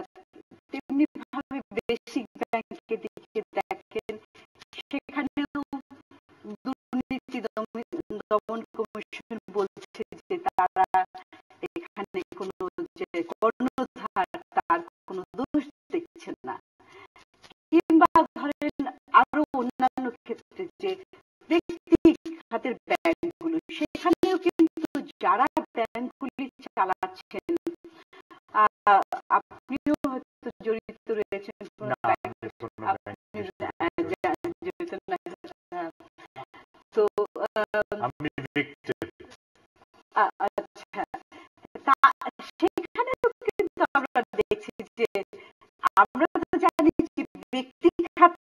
কি প্রফিট হুম, মোটিভেটেড থাকছে এবং তাদের নিজেদের প্রয়োজনে সেখানে তাদের দক্ষতা বাড়াবে, স্বচ্ছতা বাড়াবে, অ্যাকাউন্টেবিলিটি বাড়াবে, কিন্তু সেখানে দেখা যাচ্ছে যে কেন্দ্রীয় ব্যাংক থেকে কিন্তু নিয়ম আছে যে একজন ব্যক্তি কোনো মানে একটার বেশি পরিচালক প্রতিষ্ঠানের মালিক হতে পারবে না। সেটা ঠিকই আছে, কিন্তু আপনার নামে বেনামে বিভিন্ন ভাবে আমরা সবাই জানি যে কে কিভাবে চালাচ্ছে। তো সেই সমস্ত ক্ষেত্রে যদি কোনো ধরনের বিচারের ব্যবস্থা না হয়, জবাবদিহিতার ব্যবস্থা না হয়, তাহলে কিন্তু এই আর্থিক খাতের বিশৃঙ্খলতাটা অব্যাহত থাকবে। এবং আমরা বলেছি যে একটা আর্থিক খাতের জন্য, ফাইন্যান্সিয়াল সেক্টরের জন্য একটা কমিশন করার কথা। 1998 সালে, 2002 সালে এরকম কমিশন হয়েছিল। তাদের কাজ হচ্ছে যে এই খাতটার ক্ষেত্রে, খাতটাতে যে সমস্ত অপর্যাপ্ততা রয়েছে, যে সমস্ত বিশৃঙ্খলা রয়েছে, দক্ষতার, এখানে আবার দক্ষতার কথা রয়েছে। উনি বলছেন যে দক্ষতার, বিশেষ করে আপনার রাষ্ট্রীয় মালিকানাধীন ব্যাংকে তো তারা তেমন উৎসাহ পান না আসলে। দক্ষতার যে একটা মূল্য, সেটা কিন্তু এখানে অবজার্ভ করা যায় না। তো এই কমিশনের কাজ হবে এই সমস্ত ঘাটতিগুলো, এই সমস্ত বিশৃঙ্খলাগুলিকে আইডেন্টিফাই করে কিভাবে সামনের দিকে এই খাতটাকে একটা সুশৃঙ্খল ভাবে পরিচালনা করা যায়, সেটার একটা।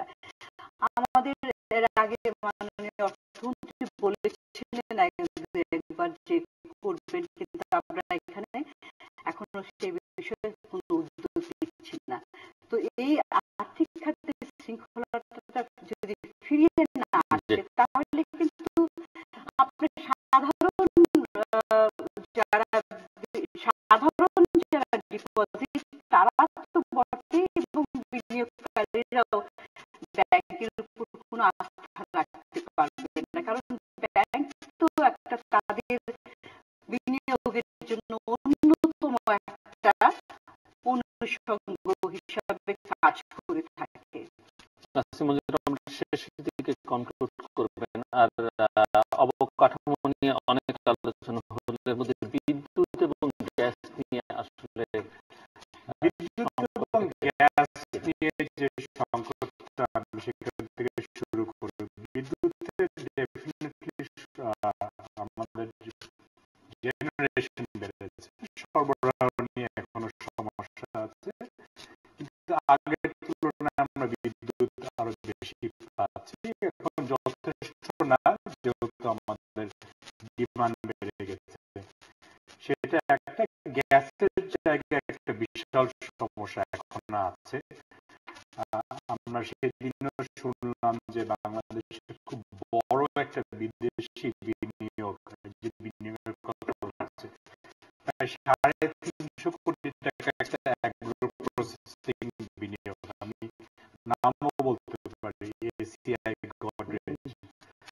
তারা 2 কিলোমিটার পাইপলাইন নিজেদের অর্থে ওনারা লাগিয়েছেন, তারপরে ডিমান্ড নোটে পয়সা দিয়েছেন, আজকে তারা গ্যাস পাচ্ছে না। ঠিক আছে, সরকার নীতি করেছেন যে এখন ওনারা ক্যাপটিভ পাওয়ারের জন্য গ্যাস দেবেন না, কিন্তু যারা অলরেডি ডিমান্ড পয়সা দিয়েছেন, যারা অলরেডি তাদের যন্ত্রপাতি তারা আমদানি করেছেন, এই যে বললাম নীতির কোন জায়গায় আমার মনে হয় একটা একটা ঠিক জায়গায় আসা উচিত। তাহলে আপনি বিনিয়োগ, ভবিষ্যতে যে বিনিয়োগকারী তারা এসে কিন্তু প্রথমে যারা দেশে বিনিয়োগ করেছে তাদেরকে জিজ্ঞেস করে। আমি একটা পরিসংখ্যান আপনাকে দিই, সাউথ এশিয়াতে প্রত্যেকটা দেশে জাপান হচ্ছে প্রথম 3টা বিনিয়োগকারী দেশের মধ্যে একজন। বাংলাদেশে সেটা নয়, কারণ জাপানি বিনিয়োগকারীদেরকে নিয়ে আমরা অনেক কাজ করি আমাদের চেম্বার থেকে, যে তাদেরকে আমরা উৎসাহিত করার চেষ্টা করি।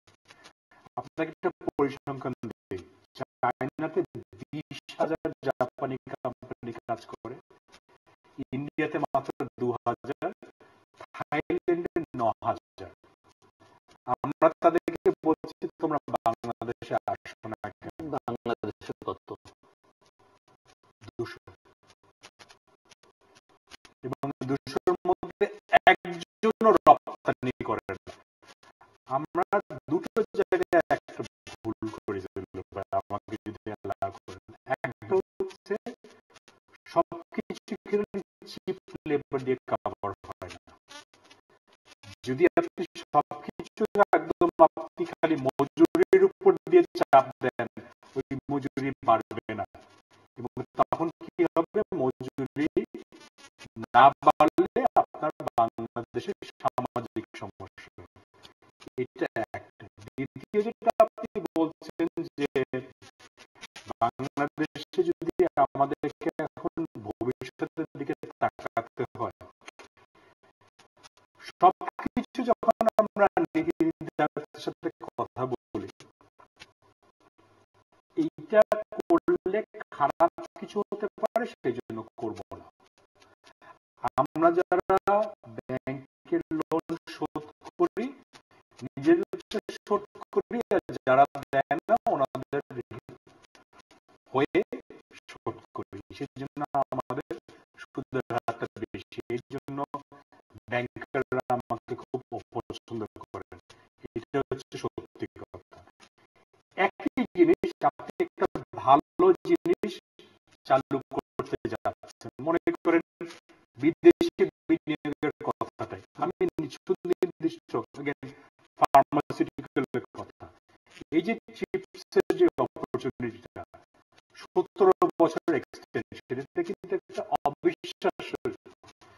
এটার জন্য আমাদের মাননীয় বাণিজ্য মন্ত্রীকে আমার মনে হয় দেশ থেকে একটা বড়ভাবে একটা ধন্যবাদ দেওয়া, কারণ আমরা কেউ ভাবিনি যে 17 বছর পাবো, 5 বছর 7 বছর মেবি পাবো। কিন্তু এটা যদি আপনি বেনিফিট নিতে হয়, আপনাকে বিদেশে যে লাইসেন্স এক্সপায়ার করতে হবে। একটা লাইসেন্স এক্সপায়ার করতে প্রতিদিন যদি আপনাকে বাংলাদেশ ব্যাংকে ঘুরতে হয়, আপনি জীবনে সেটা বেনিফিট নিতে পারবেন না। কেন করতে দিচ্ছেন না? না, এটা হলে টাকা পাচার হবে। আমরা কাগজে দেখছি বাংলাদেশ থেকে টাকা পাচার বন্ধ হয়নি, হচ্ছে। তো আপনি ভালো কিছু কোম্পানি, আপনি যত রকমেরই আপনার মাপকাঠি রাখেন, কি কি ক্রাইটেরিয়াতে দেওয়া হবে, কিছু কিছু জায়গায় আপনাকে ওপেন আপ করতে হবে, লিবারালাইজ করতে হবে, বিদেশে বিনিয়োগ করতে যেতে হবে। কারণ এই যদি করতে হয়, তাহলে আমরা গ্লোবাল যে ভ্যালু চেইন, যে নতুন শব্দটা শুরু হচ্ছে, সেটার আমরা অন্তর্ভুক্ত হতে হবে, নাহলে আমরা পারবো না। এবং একটা জিনিস করলে এটা কেউ খারাপ করবে, যে খারাপ করবে সেটা যদি আমিও হই, আমাকে আপনি পর্যাপ্ত শাস্তি দেন, সেটা ক্যাপিটাল মার্কেট হোক, ব্যাংকের ঋণ খেলাপি হোক, অন্য কিছু হোক, সেটা হয় না। সেই জন্য ভালো সিস্টেমটা চালু হয় না। এখান থেকে আমার মনে হয় একটা রাজনৈতিক সাহস নিয়ে সরে আসতে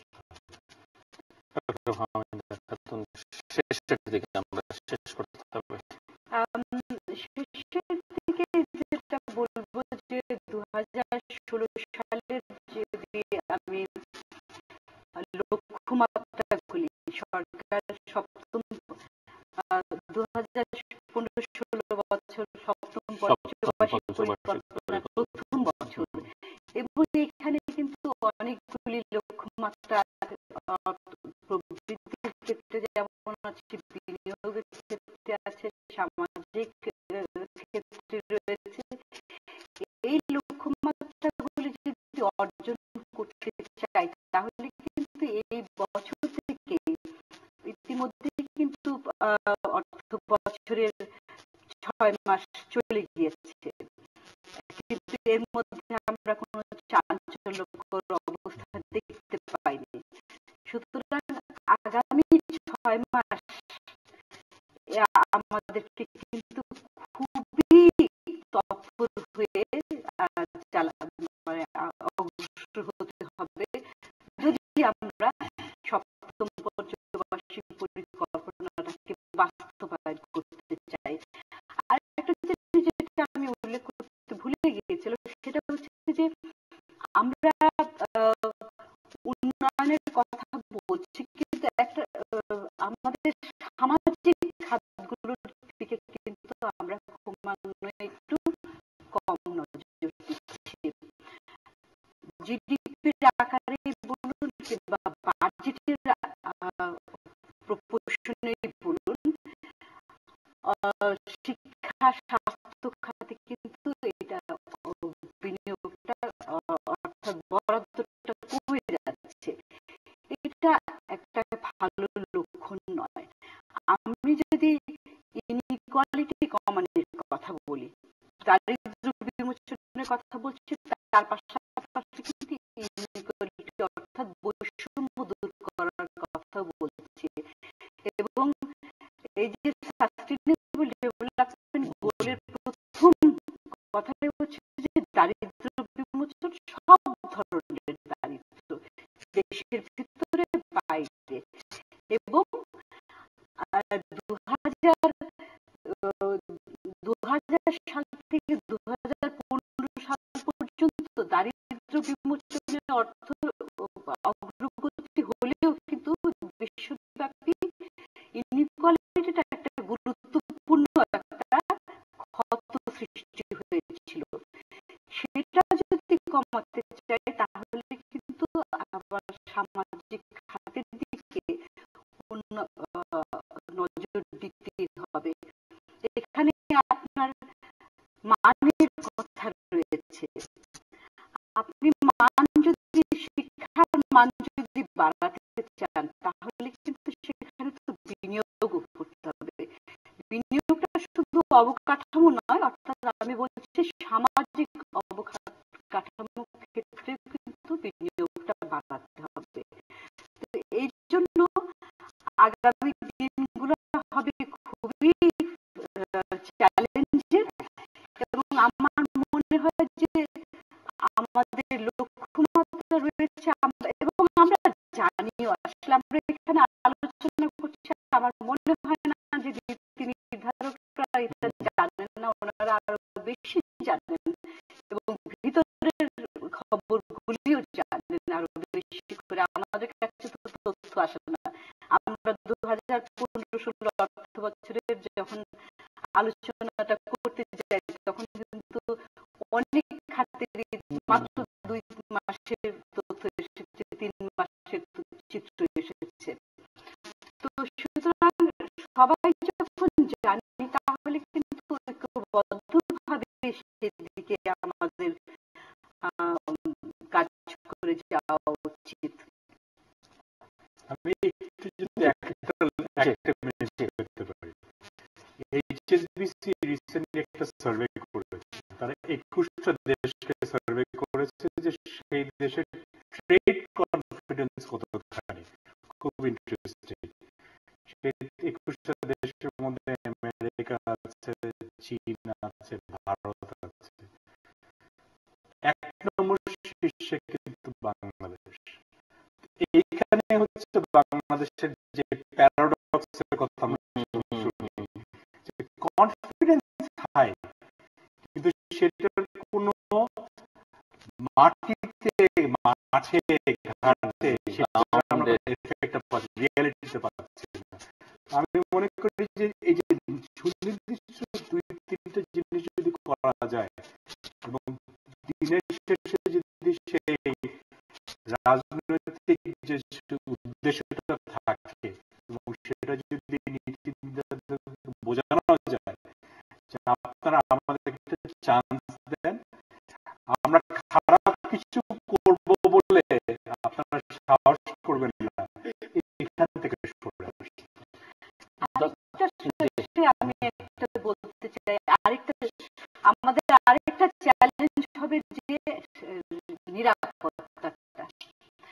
রাজনৈতিক স্থিতিশীলতার পাশাপাশি প্রেডিক্টেবিলিটির কথা বলেছি, কিন্তু সামগ্রিক নিরাপত্তা এটাও কিন্তু 2016 সালে বিশ্বব্যাপী এবং বাংলাদেশের জন্য একটা বিরাট চ্যালেঞ্জ হবে।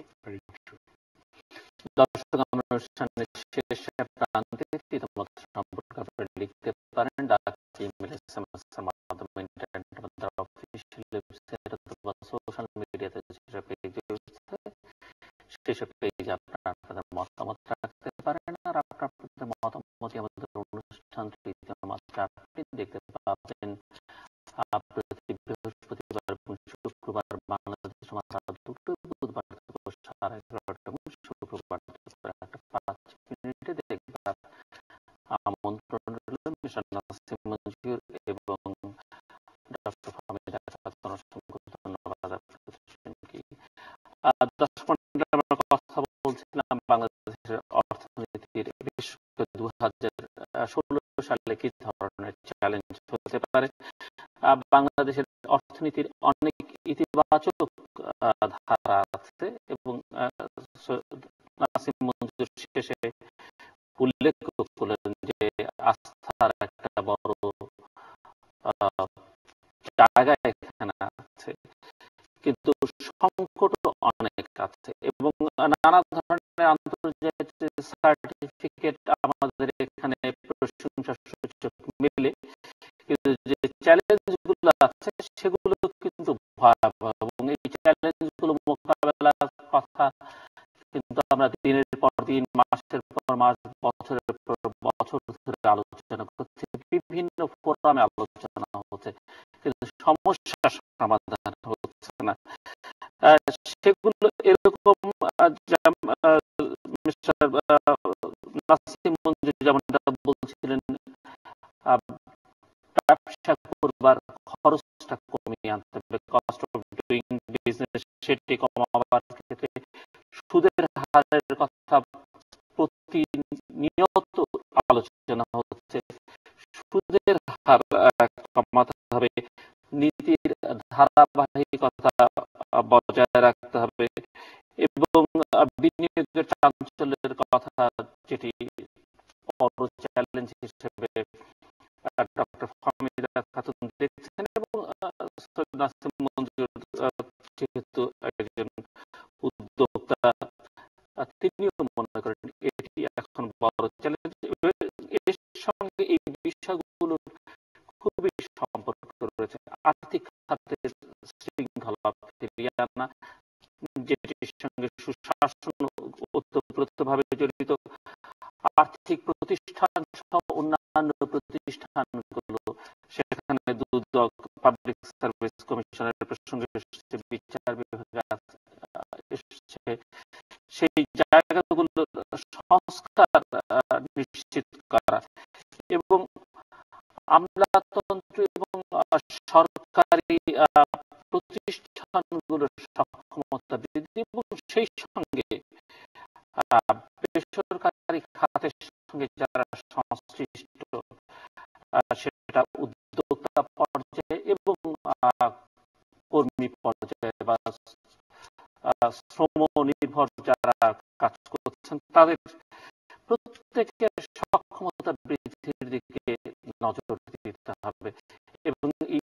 উদ্যোগটা কেবলমাত্র বেসরকারি খাত করতে পারবে না, কেবলমাত্র সরকার করতে পারবে না, সবাই মিলিয়ে আসলে যৌথভাবে করতে হবে। যদিও এই পার্টনারশিপ, পাবলিক প্রাইভেট পার্টনারশিপ অনেক দিন ধরে নানা কারণে আলোচিত হচ্ছে, কিন্তু তার কোনো সুফল বা কোনো উদ্যোগ কিন্তু বাংলাদেশে এখন পর্যন্ত হয়নি। সেটি অবশ্য ব্যাখ্যা বিশ্লেষণের দাবি রাখে। ভবিষ্যতে আমরা নিশ্চয়ই করবার চেষ্টা করব। দর্শক আমাদের সঙ্গে থাকবার জন্য অসংখ্য ধন্যবাদ। আপনাদের সবার জন্য শুভকামনা।